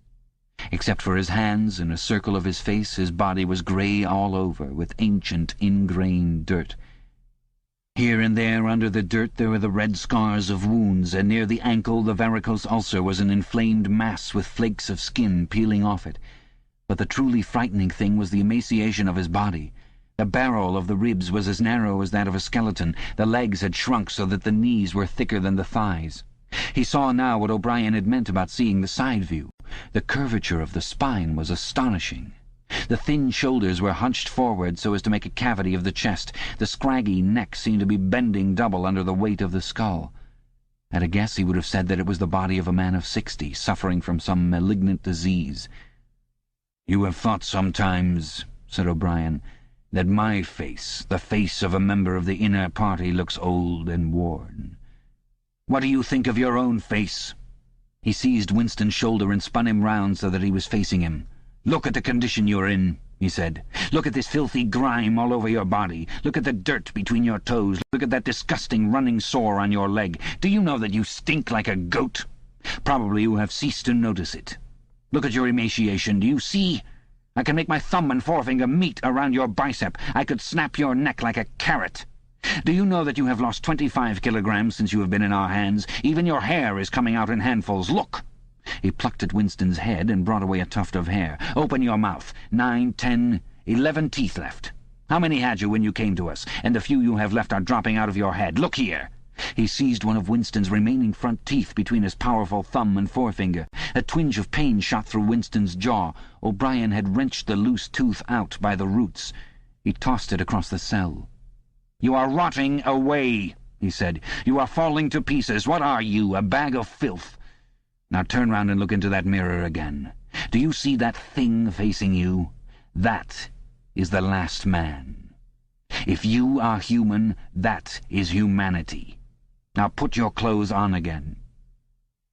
Winston began to dress himself, with slow, stiff movements. Until now he had not seemed to notice how thin and weak he was. Only one thought stirred in his mind, that he must have been in this place longer than he had imagined. Then suddenly, as he fixed the miserable rags round himself, a feeling of pity for his ruined body overcame him. Before he knew what he was doing, he had collapsed onto a small stool that stood beside the bed and burst into tears.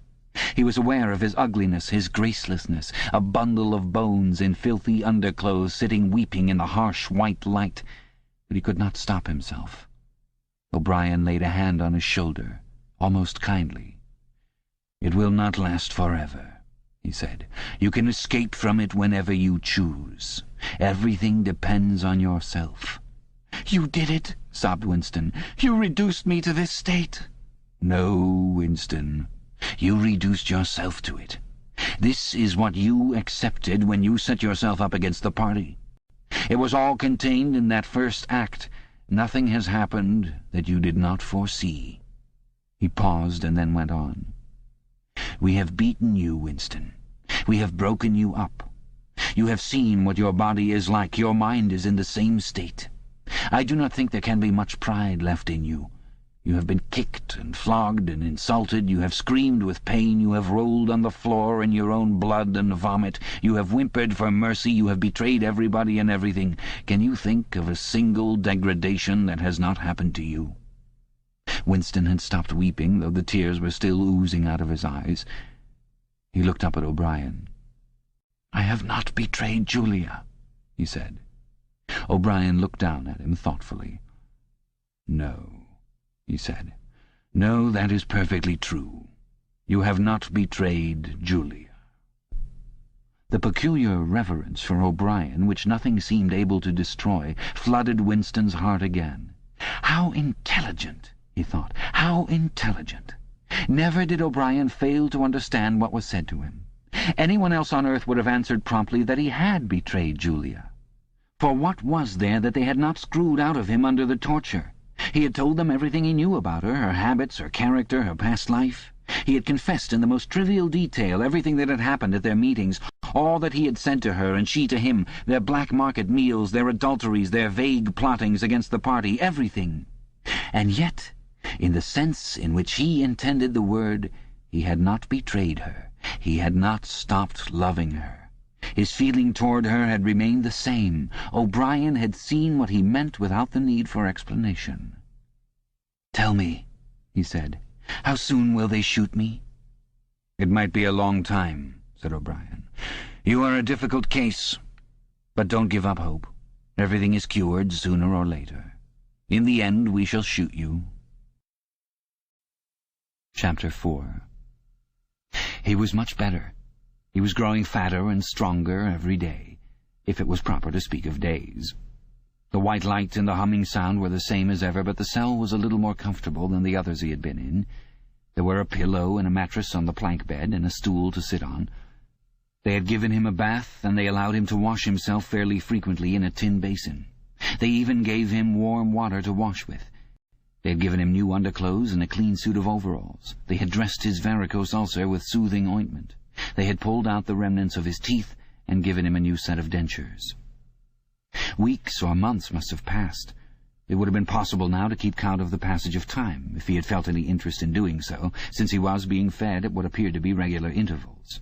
He was getting, he judged, 3 meals in the 24 hours. Sometimes he wondered dimly whether he was getting them by night or by day.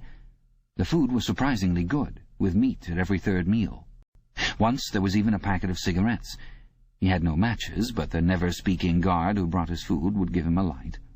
The first time he tried to smoke, it made him sick, but he persevered, and spun the packet out for a long time, smoking half a cigarette after each meal.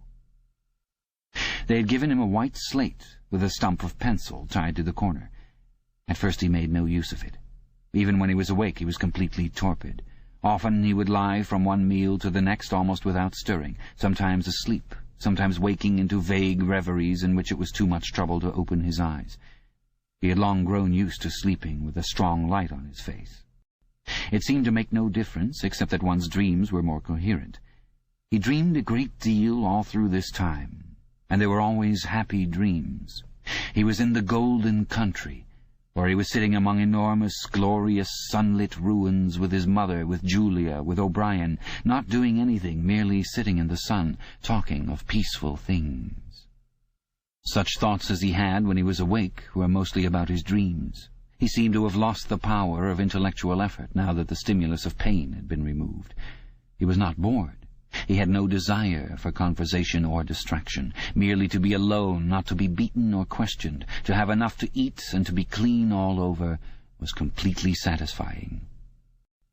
By degrees he came to spend less time in sleep, but he still felt no impulse to get off the bed. All he cared for was to lie quiet and feel the strength gathering in his body. He would finger himself here and there, trying to make sure that it was not an illusion, that his muscles were growing rounder and his skin tauter. Finally, it was established beyond a doubt that he was growing fatter. His thighs were now definitely thicker than his knees. After that, reluctantly at first, he began exercising himself regularly. In a little while he could walk 3 kilometers, measured by pacing the cell, and his bowed shoulders were growing straighter. He attempted more elaborate exercises, and was astonished and humiliated to find what things he could not do. He could not move out of a walk. He could not hold his stool out at arm's length. He could not stand on one leg without falling over. He squatted down on his heels, and found that with agonizing pains in thigh and calf he could just lift himself to a standing position. He lay flat on his belly and tried to lift his weight by his hands. It was hopeless. He could not raise himself a centimeter. But after a few more days, a few more mealtimes, even that feat was accomplished. A time came when he could do it 6 times running. He began to grow actually proud of his body, and to cherish an intermittent belief that his face also was growing back to normal. Only when he chanced to put his hand on his bald scalp did he remember the seamed, ruined face that had looked back at him out of the mirror. His mind grew more active. He sat down on the plank bed, his back against the wall and the slate on his knees, and set to work deliberately at the task of re-educating himself. He had capitulated. That was agreed. In reality, as he saw now, he had been ready to capitulate long before he had taken the decision, from the moment when he was inside the Ministry of Love. And yes, even during those minutes when he and Julia had stood helpless while the iron voice from the telescreen told them what to do, he had grasped the frivolity, the shallowness of his attempt to set himself up against the power of the party. He knew now that for 7 years the thought police had watched him like a beetle under a magnifying glass. There was no physical act, no word spoken aloud that they had not noticed, no train of thought that they had not been able to infer. Even the speck of whitish dust on the cover of his diary they had carefully replaced. They had played soundtracks to him, shown him photographs. Some of them were photographs of Julia and himself. Yes, even he could not fight against the party any longer. Besides, the party was in the right. It must be so. How could the immortal collective brain be mistaken? By what external standard could you check its judgments? Sanity was statistical. It was merely a question of learning to think as they thought. Only the pencil felt thick and awkward in his fingers. He began to write down the thoughts that came into his head. He wrote first, in large, clumsy capitals, "Freedom is slavery." Then, almost without a pause, he wrote beneath it, 2 and 2 make 5. But then there came a sort of check. His mind, as though shying away from something, seemed unable to concentrate. He knew that he knew what came next, but for the moment he could not recall it. When he did recall it, it was only by consciously reasoning out what it must be. It did not come of its own accord. He wrote, "God is power." He accepted everything. The past was alterable. The past never had been altered. Oceania was at war with East Asia. Oceania had always been at war with East Asia. Jones, Aronson, and Rutherford were guilty of the crimes they were charged with. He had never seen the photograph that disproved their guilt. It had never existed. He had invented it. He remembered remembering contrary things, but those were false memories, products of self-deception. How easy it all was. Only surrender, and everything else followed. It was like swimming against a current that swept you backwards, however hard you struggled, and then suddenly deciding to turn round and go with the current instead of opposing it. Nothing had changed except your own attitude. The predestined thing happened in any case. He hardly knew why he had ever rebelled. Everything was easy except... Anything could be true. The so-called laws of nature were nonsense. The law of gravity was nonsense. If I wished, O'Brien had said, I could float off this floor like a soap bubble. Winston worked it out. If he thinks, he floats off the floor, and if I simultaneously think I see him do it, then the thing happens. Suddenly, like a lump of submerged wreckage breaking the surface of water, the thought burst into his mind, it doesn't really happen. We imagine it. It is hallucination. He pushed the thought under instantly. The fallacy was obvious. It presupposed that somewhere or other, outside oneself, there was a real world where real things happened. But how could there be such a world? What knowledge have we of anything save through our own minds? All happenings are in the mind. Whatever happens in all minds truly happens. He had no difficulty in disposing of the fallacy, and he was in no danger of succumbing to it. He realized nevertheless that it ought never to have occurred to him. The mind should develop a blind spot whenever a dangerous thought presented itself. The process should be automatic, instinctive. Crime Stop, they call it in Newspeak. He set to work to exercise himself in Crime Stop. He presented himself with propositions. The party says the earth is flat. The party says that ice is heavier than water, and trained himself in not seeing or not understanding the arguments that contradicted them. It was not easy. It needed great powers of reasoning and improvisation. The arithmetical problems raised, for instance, by such a statement as 2 and 2 make 5 were beyond his intellectual grasp. It needed also a sort of athleticism of mind, an ability at one moment to make the most delicate use of logic, and at the next to be unconscious of the crudest logical errors. Stupidity was as necessary as intelligence, and as difficult to attain. All the while, with one part of his mind, he wondered how soon they would shoot him. Everything depends on yourself, O'Brien had said, but he knew that there was no conscious act by which he could bring it nearer. It might be 10 minutes hence or 10 years. They might keep him for years in solitary confinement. They might send him to a labor camp. They might release him for a while, as they sometimes did. It was perfectly possible that before he was shot, the whole drama of his arrest and interrogation would be enacted all over again. The one certain thing was that death never came at an expected moment. The tradition, the unspoken tradition, somehow you knew it though you never heard it said, was that they shot you from behind, always in the back of the head, without warning as you walked down a corridor from cell to cell. One day was not the right expression. Just as probably it was in the middle of the night. Once he fell into a strange, blissful reverie. He was walking down the corridor, waiting for the bullet. He knew that it was coming in another moment. Everything was settled, smoothed out, reconciled. There were no more doubts, no more arguments, no more pain, no more fear.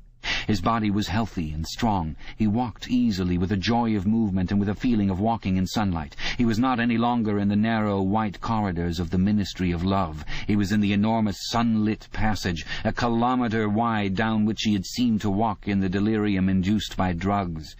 He was in the golden country, following the foot-track across the old rabbit-cropped pasture.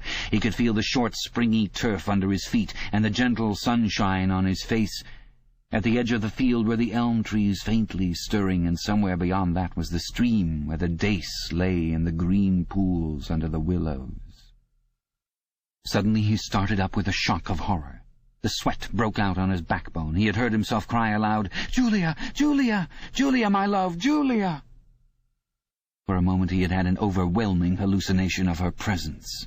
She had seemed to be not merely with him, but inside him. It was as though she had got into the texture of his skin. In that moment he had loved her far more than he had ever done when they were together and free. Also he knew that somewhere or other she was still alive and needed his help. He lay back on the bed and tried to compose himself. What had he done? How many years had he added to his servitude by that moment of weakness? In another moment he would hear the tramp of boots outside. They could not let such an outburst go unpunished. They would know now, if they had not known before, that he was breaking the agreement he had made with them. He obeyed the party, but he still hated the party. In the old days he had hidden a heretical mind beneath an appearance of conformity. Now he had retreated a step further. In the mind he had surrendered, but he had hoped to keep the inner heart inviolate. He knew that he was in the wrong. and he preferred to be in the wrong. They would understand that. O'Brien would understand it. It was all confessed in that single foolish cry. He would have to start all over again. It might take years. He ran a hand over his face, trying to familiarize himself with the new shape. There were deep furrows in the cheeks. The cheekbones felt sharp, the nose flattened. Besides, since last seeing himself in the glass, he had been given a complete new set of teeth. It was not easy to preserve inscrutability when you did not know what your face looked like. In any case, mere control of the features was not enough. For the first time he perceived that if you want to keep a secret, you must also hide it from yourself. You must know all the while that it is there, but until it is needed you must never let it emerge into your consciousness in any shape that could be given a name. From now on outwards he must not only think right, he must feel right, dream right. And all the while he must keep his hatred locked up inside him like a ball of matter which was part of himself and yet unconnected with the rest of him, a kind of cyst. One day they would decide to shoot him. You could not tell when it would happen, but a few seconds beforehand it should be possible to guess. It was always from behind, walking down a corridor. 10 seconds would be enough. In that time the world inside him could turn over, and then suddenly, without a word uttered, without a check in his step, without the changing of a line in his face, suddenly the camouflage would be down, and bang would go the batteries of his hatred. Hatred would fill him like an enormous roaring flame, and almost in the same instant, bang would go the bullet, too late or too early. It would have blown his brain to pieces before they could reclaim it. The heretical thought would be unpunished, unrepented, out of their reach forever. They would have blown a hole in their own perfection. To die hating them, that was freedom. He shut his eyes. It was more difficult than accepting an intellectual discipline. It was a question of degrading himself, mutilating himself. He had got to plunge into the filthiest of filth. What was the most horrible, sickening thing of all? He thought of Big Brother. The enormous face, because of constantly seeing it on posters, he always thought of it as being a meter wide, with its heavy black mustache, and the eyes that followed you to and fro seemed to float into his mind of its own accord. What were his true feelings toward Big Brother? There was a heavy tramp of boots in the passage. The steel door swung open with a clang. O'Brien walked into the cell. Behind him were the waxen-faced officer and the black-uniformed guards. "Get up," said O'Brien. "Come here."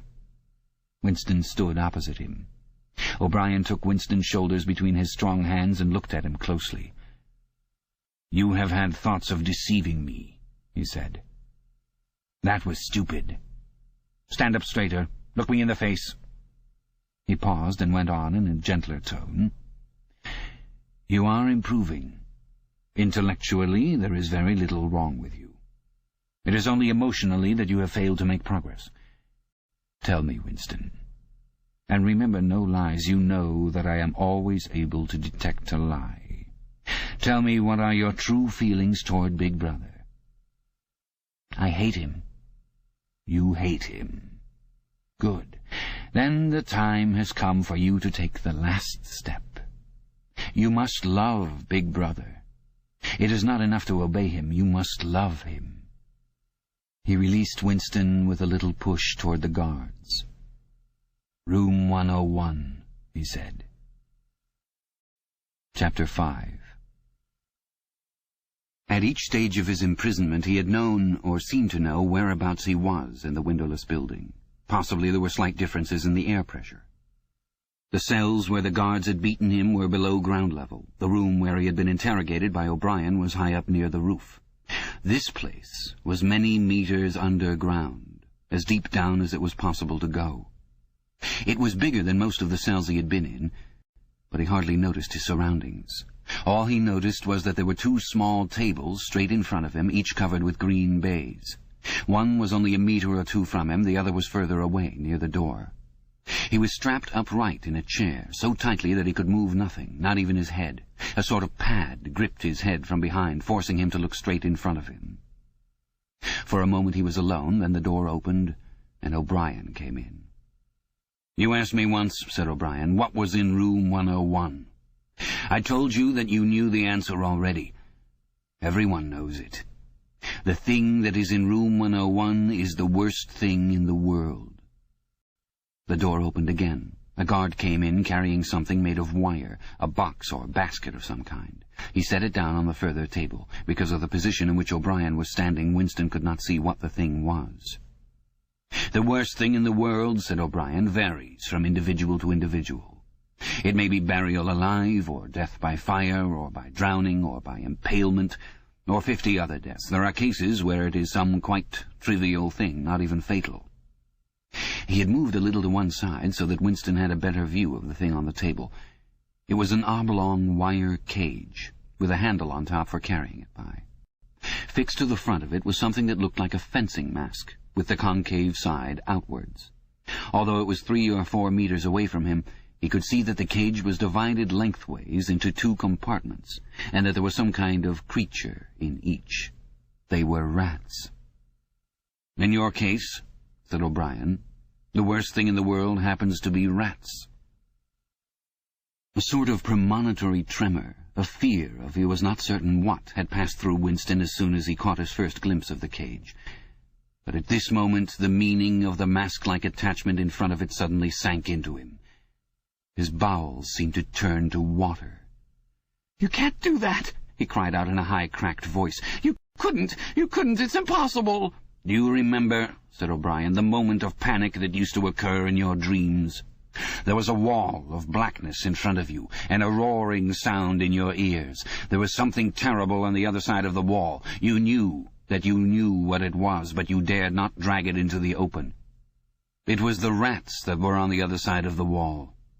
"O'Brien," said Winston, making an effort to control his voice, "you know this is not necessary. What is it that you want me to do?" O'Brien made no direct answer. When he spoke, it was in the schoolmasterish manner that he sometimes affected.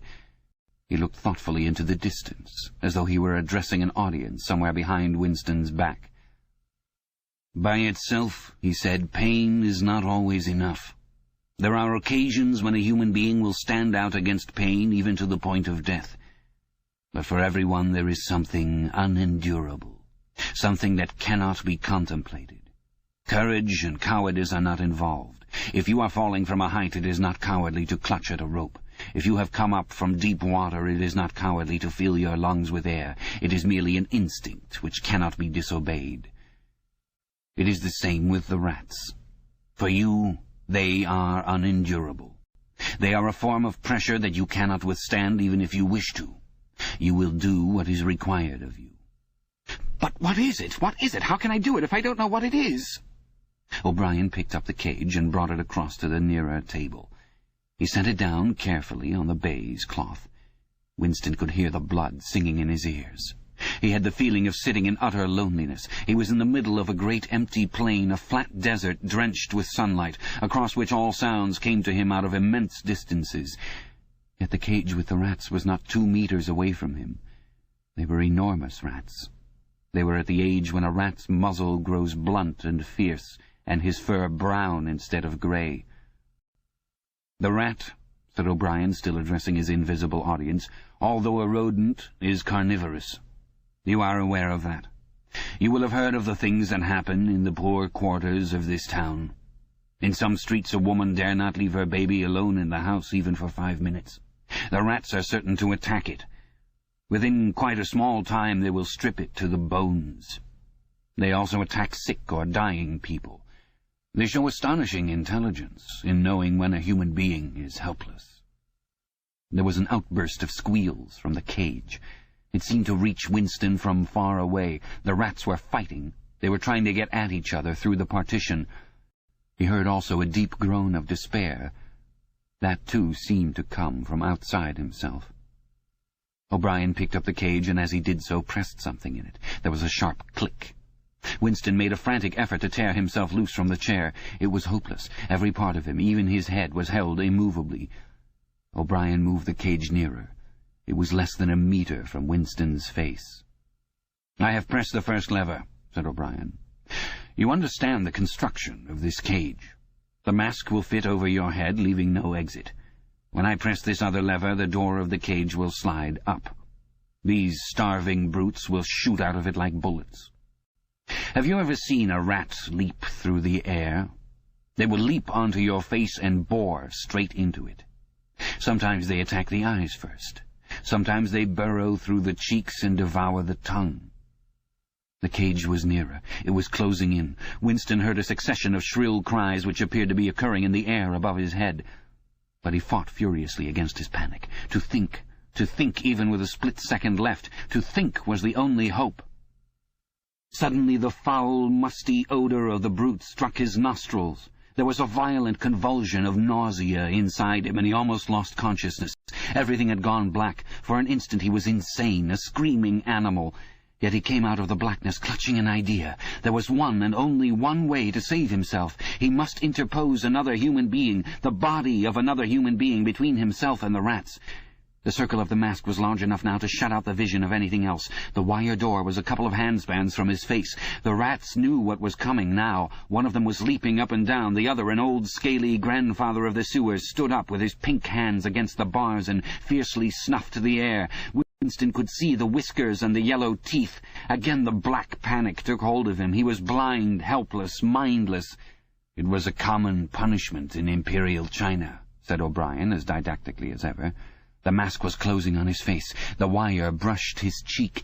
And then, no, it was not relief, only hope, a tiny fragment of hope. Too late, perhaps too late, but he had suddenly understood that in the whole world there was just one person to whom he could transfer his punishment, one body that he could thrust between himself and the rats, and he was shouting frantically over and over, "Do it to Julia! Do it to Julia, not me! Julia! I don't care what you do to her! Tear her face off! Strip her to the bones! Not me! Julia, not me!" He was falling backwards into enormous depths, away from the rats. He was still strapped in the chair, but he had fallen through the floor, through the walls of the building, through the earth, through the oceans, through the atmosphere, into outer space, into the gulfs between the stars, always away, away, away from the rats. He was light years distant, but O'Brien was still standing at his side. There was still the cold touch of a wire against his cheek. But through the darkness that enveloped him he heard another metallic click, and knew that the cage door had clicked shut and not open. Chapter 6. The chestnut tree was almost empty. A ray of sunlight slanting through a window fell yellow on dusty tabletops. It was the lonely hour of 15. A tinny music trickled from the telescreens. Winston sat in his usual corner, gazing into an empty glass. Now and again he glanced up at a vast face which eyed him from the opposite wall. "Big Brother is watching you," the caption said. Unbidden, a waiter came and filled his glass up with Victory gin, shaking into it a few drops from another bottle with a quill through the cork. It was saccharin flavoured with cloves, the specialty of the cafe. Winston was listening to the telescreen. At present only music was coming out of it, but there was a possibility that at any moment there might be a special bulletin from the Ministry of Peace. The news from the African front was disquieting in the extreme. On and off he had been worrying about it all day. A Eurasian army, Oceania was at war with Eurasia, Oceania had always been at war with Eurasia, was moving southward at terrifying speed. The midday bulletin had not mentioned any definite area, but it was probable that already the mouth of the Congo was a battlefield. Brazzaville and Leopoldville were in danger. One did not have to look at the map to see what it meant. It was not merely a question of losing Central Africa. For the first time in the whole war, the territory of Oceania itself was menaced. A violent emotion, not fear exactly, but a sort of undifferentiated excitement, flared up in him, then faded again. He stopped thinking about the war.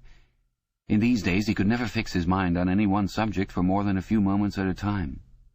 He picked up his glass and drained it at a gulp. As always, it made him shudder and even retch slightly. The stuff was horrible. The cloves and saccharin, themselves disgusting enough in their sickly way, could not disguise the flat, oily smell, and what was worst of all was that the smell of gin, which dwelt with him night and day, was inextricably mixed up in his mind with the smell of those— He never named them, even in his thoughts. And so far as it was possible, he never visualized them. They were something that he was half aware of, hovering close to his face, a smell that clung to his nostrils. As the gin rose in him, he belched through purple lips. He had grown fatter since they released him, and had regained his old colour. Indeed, more than regained it. His features had thickened. The skin on nose and cheekbones was coarsely red. Even the bald scalp was too deep a pink. A waiter, again unbidden, brought the chessboard and the current issue of the Times, with the page turned down at the chess problem. Then, seeing that Winston's glass was empty, he brought the gin bottle and filled it. There was no need to give orders. They knew his habits. The chessboard was always waiting for him, his corner table was always reserved. Even when the place was full, he had it to himself, since nobody cared to be seen sitting too close to him. He never even bothered to count his drinks. At irregular intervals they presented him with a dirty slip of paper, which they said was the bill, but he had the impression that they always undercharged him. It would have made no difference if it had been the other way about. He had always plenty of money nowadays. He even had a job, a sinecure, more highly paid than his old job had been. The music from the telescreen stopped and a voice took over. Winston raised his head to listen. No bulletin from the front, however. It was merely a brief announcement from the Ministry of Plenty. In the preceding quarter, it appeared the 10th three-year plan's quota for bootlaces had been over-fulfilled by 98%. He examined the chess problem and set out the pieces. It was a tricky ending, involving a couple of knights. White to play and mate in 2 moves. Winston looked up at the portrait of Big Brother. White always mates, he thought with a sort of cloudy mysticism. Always, without exception, it is so arranged. In no chess problem since the beginning of the world has black ever won. Did it not symbolize the eternal, unvarying triumph of good over evil? The huge face gazed back at him, full of calm power. White always mates. The voice from the telescreen paused and added in a different and much graver tone, "You are warned to stand by for an important announcement at 15:30. 15:30. This is news of the highest importance. Take care not to miss it. 15:30. The tinkling music struck up again. Winston's heart stirred. That was the bulletin from the front. Instinct told him that it was bad news that was coming. All day, with little spurts of excitement, the thought of a smashing defeat in Africa had been in and out of his mind. He seemed actually to see the Eurasian army swarming across the never-broken frontier and pouring down into the tip of Africa like a column of ants. Why had it not been possible to outflank them in some way? The outline of the West African coast stood out vividly in his mind. He picked up the white knight and moved it across the board. There was the proper spot. Even while he saw the black horde racing southward, he saw another force, mysteriously assembled, suddenly planted in their rear, cutting their communications by land and sea. He felt that by willing it he was bringing that other force into existence. But it was necessary to act quickly. If they could get control of the whole of Africa, if they had airfields and submarine bases at the Cape, it would cut Oceania in two. It might mean anything. Defeat, breakdown, the redivision of the world, the destruction of the party. He drew a deep breath. An extraordinary medley of feelings, but it was not a medley exactly, rather it was successive layers of feeling, in which one could not say which layer was undermost, struggled inside him. The spasm passed. He put the white knight back in its place, but for the moment he could not settle down to a serious study of the chess problem. His thoughts wandered again. Almost unconsciously he traced with his finger in the dust on the table 2 + 2 = 5. "They can't get inside you," she had said. "But they could get inside you. What happens to you here is forever," O'Brien had said. That was a true word. There were things, your own acts, from which you could not recover. Something was killed in your breast, burnt out, cauterized out. He had seen her. He had even spoken to her. There was no danger in it.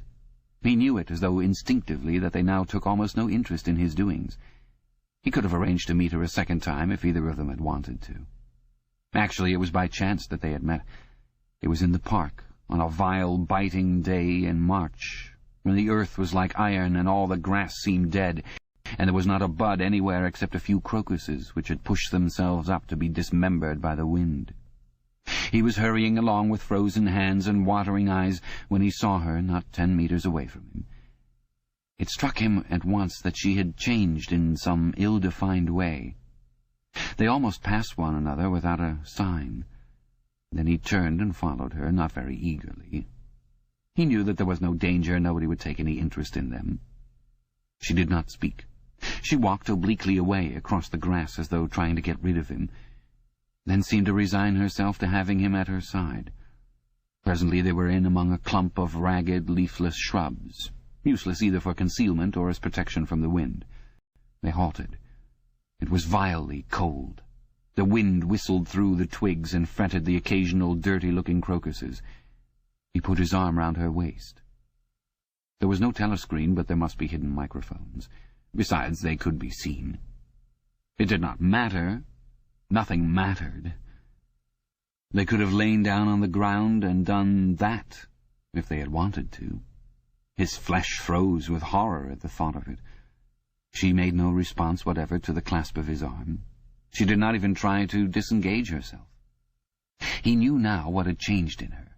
Her face was sallower, and there was a long scar, partly hidden by the hair, across her forehead and temple. But that was not the change. It was that her waist had grown thicker and in a surprising way had stiffened. He remembered how, once, after the explosion of a rocket bomb, he had helped to drag a corpse out of some ruins, and had been astonished not only by the incredible weight of the thing, but by its rigidity and awkwardness to handle, which made it seem more like stone than flesh. Her body felt like that. It occurred to him that the texture of her skin would be quite different from what it had once been. He did not attempt to kiss her, nor did they speak. As they walked back across the gate, she looked directly at him for the first time. It was only a momentary glance full of contempt and dislike. He wondered whether it was a dislike that came purely out of the past, or whether it was inspired also by his bloated face and the water that the wind kept squeezing from his eyes. They sat down on 2 iron chairs, side by side, but not too close together. He saw that she was about to speak. She moved her clumsy shoe a few centimeters and deliberately crushed a twig. Her feet seemed to have grown broader, he noticed. "I betrayed you," she said baldly. "I betrayed you," he said. She gave him another quick look of dislike. "Sometimes," she said, "they threaten you with something you can't stand up to, can't even think about. And then you say, 'Don't do it to me, do it to somebody else, do it to so-and-so.' And perhaps you might pretend afterwards that it was only a trick and that you just said it to make them stop and didn't really mean it. But that isn't true. At the time when it happens, you do mean it. You think there's no other way of saving yourself, and you're quite ready to save yourself that way. You want it to happen to the other person. You don't give a damn what they suffer. All you care about is yourself." "All you care about is yourself," he echoed. "And after that you don't feel the same toward the other person any longer." "No," he said. "You don't feel the same." There did not seem to be anything more to say. The wind plastered their thin overalls against their bodies. Almost at once it became embarrassing to sit there in silence. Besides, it was too cold to keep still. She said something about catching her tube and stood up to go. "We must meet again," he said. "Yes," she said. "We must meet again." He followed irresolutely for a little distance, half a pace behind her. They did not speak again. She did not actually try to shake him off, but walked at just such a speed as to prevent his keeping abreast of her. He had made up his mind that he would accompany her as far as the tube station, but suddenly this process of trailing along in the cold seemed pointless and unbearable. He was overwhelmed by a desire not so much to get away from Julia as to get back to the Chestnut Tree Cafe, which had never seemed so attractive as at this moment. He had a nostalgic vision of his corner table with the newspaper and the chessboard and the ever-flowing gin. Above all, it would be warm in there. The next moment, not altogether by accident, he allowed himself to become separated from her by a small knot of people. He made a half-hearted attempt to catch up, then slowed down, turned, and made off in the opposite direction. When he had gone 50 meters, he looked back. The street was not crowded, but already he could not distinguish her. Any one of a dozen hurrying figures might have been hers. Perhaps her thickened, stiffened body was no longer recognizable from behind. "At the time when it happens," she had said, "you do mean it." He had meant it. He had not merely said it, he had wished it. He had wished that she, and not he, should be delivered over to the... Something changed in the music that trickled from the telescreen. A cracked and jeering note, a yellow note, came into it. And then, perhaps it was not happening, perhaps it was only a memory taking on the semblance of sound, a voice was singing, "Under the spreading chestnut tree I sold you and you sold me." The tears welled up in his eyes. A passing waiter noticed that his glass was empty and came back with a gin bottle. He took up his glass and sniffed at it. The stuff grew not less but more horrible with every mouthful he drank. But it had become the element he swam in. It was his life, his death, and his resurrection. It was gin that sank him into a stupor every night, and gin that revived him every morning. When he woke, seldom before 1100, with gummed-up eyelids and fiery mouth and a back that seemed to be broken, it would have been impossible even to rise from the horizontal if it had not been for the bottle and teacup placed beside the bed overnight. Through the midday hours he sat with glazed face, the bottle handy, listening to the telescreen. From 15 to closing time he was a fixture in the chestnut tree. No one cared what he did any longer. No whistle woke him, no telescreen admonished him. Occasionally, perhaps twice a week, he went to a dusty, forgotten-looking office in the Ministry of Truth and did little work, or what was called work. He had been appointed to a subcommittee of a subcommittee which had sprouted from one of the innumerable committees dealing with minor difficulties that arose in the compilation of the 11th edition of the Newspeak Dictionary. They were engaged in producing something called an interim report, but what it was that they were reporting on he had never definitely found out. It was something to do with the question of whether commas should be placed inside brackets or outside. There were 4 others on the committee, all of them persons similar to himself. There were days when they assembled and then promptly dispersed again, frankly admitting to one another that there was not really anything to be done. But there were other days when they settled down to their work almost eagerly, making a tremendous show of entering up their minutes and drafting long memoranda which were never finished, when the argument as to what they were supposedly arguing about grew extraordinarily involved and abstruse, with subtle hagglings over definitions, enormous digressions, quarrels, threats even to appeal to higher authority. And then suddenly the life would go out of them, and they would sit around the table looking at one another with extinct eyes, like ghosts fading at cockcrow. The telescreen was silent for a moment. Winston raised his head again. The bulletin. But no, they were merely changing the music. He had the map of Africa behind his eyelids. The movement of the armies was a diagram, a black arrow tearing vertically southward and a white arrow tearing horizontally eastward across the tail of the first. As though for reassurance, he looked up at the imperturbable face in the portrait. Was it conceivable that the second arrow did not even exist? His interest flagged again. He drank another mouthful of gin, picked up the White Knight, and made a tentative move. Check. But it was evidently not the right move, because, uncalled, a memory floated into his mind. He saw a candle-lit room with a vast white counterpaned bed, and himself, a boy of 9 or 10, sitting on the floor, shaking a dice-box and laughing excitedly. His mother was sitting opposite him, and also laughing. It must have been about a month before she disappeared. It was a moment of reconciliation, when the nagging hunger in his belly was forgotten and his earlier affection for her had temporarily revived. He remembered the day well, a pelting, drenching day when the water streamed down the window-pane and the light indoors was too dull to read by. The boredom of the 2 children in the dark, cramped bedroom became unbearable. Winston whined and grizzled, made futile demands for food, fretted about the room, pulling everything out of place and kicking the wainscoting until the neighbours banged on the wall, while the younger child wailed intermittently. In the end his mother had said, "Now be good, and I'll buy you a toy, a lovely toy, you'll love it." And then she had gone out in the rain to a little general shop which was still sporadically open nearby, and come back with a cardboard box containing an outfit of snakes and ladders. He could still remember the smell of the damp cardboard. It was a miserable outfit. The board was cracked, and the tiny wooden dice were so ill-cut that they would hardly lie on their sides. Winston looked at the thing sulkily and without interest, but then his mother lit a piece of candle, and they sat down on the floor to play. Soon he was wildly excited and shouting with laughter as the tiddlywinks climbed hopefully up the ladders and then came slithering down the snakes again, almost back to the starting point. They played 8 games, winning 4 each.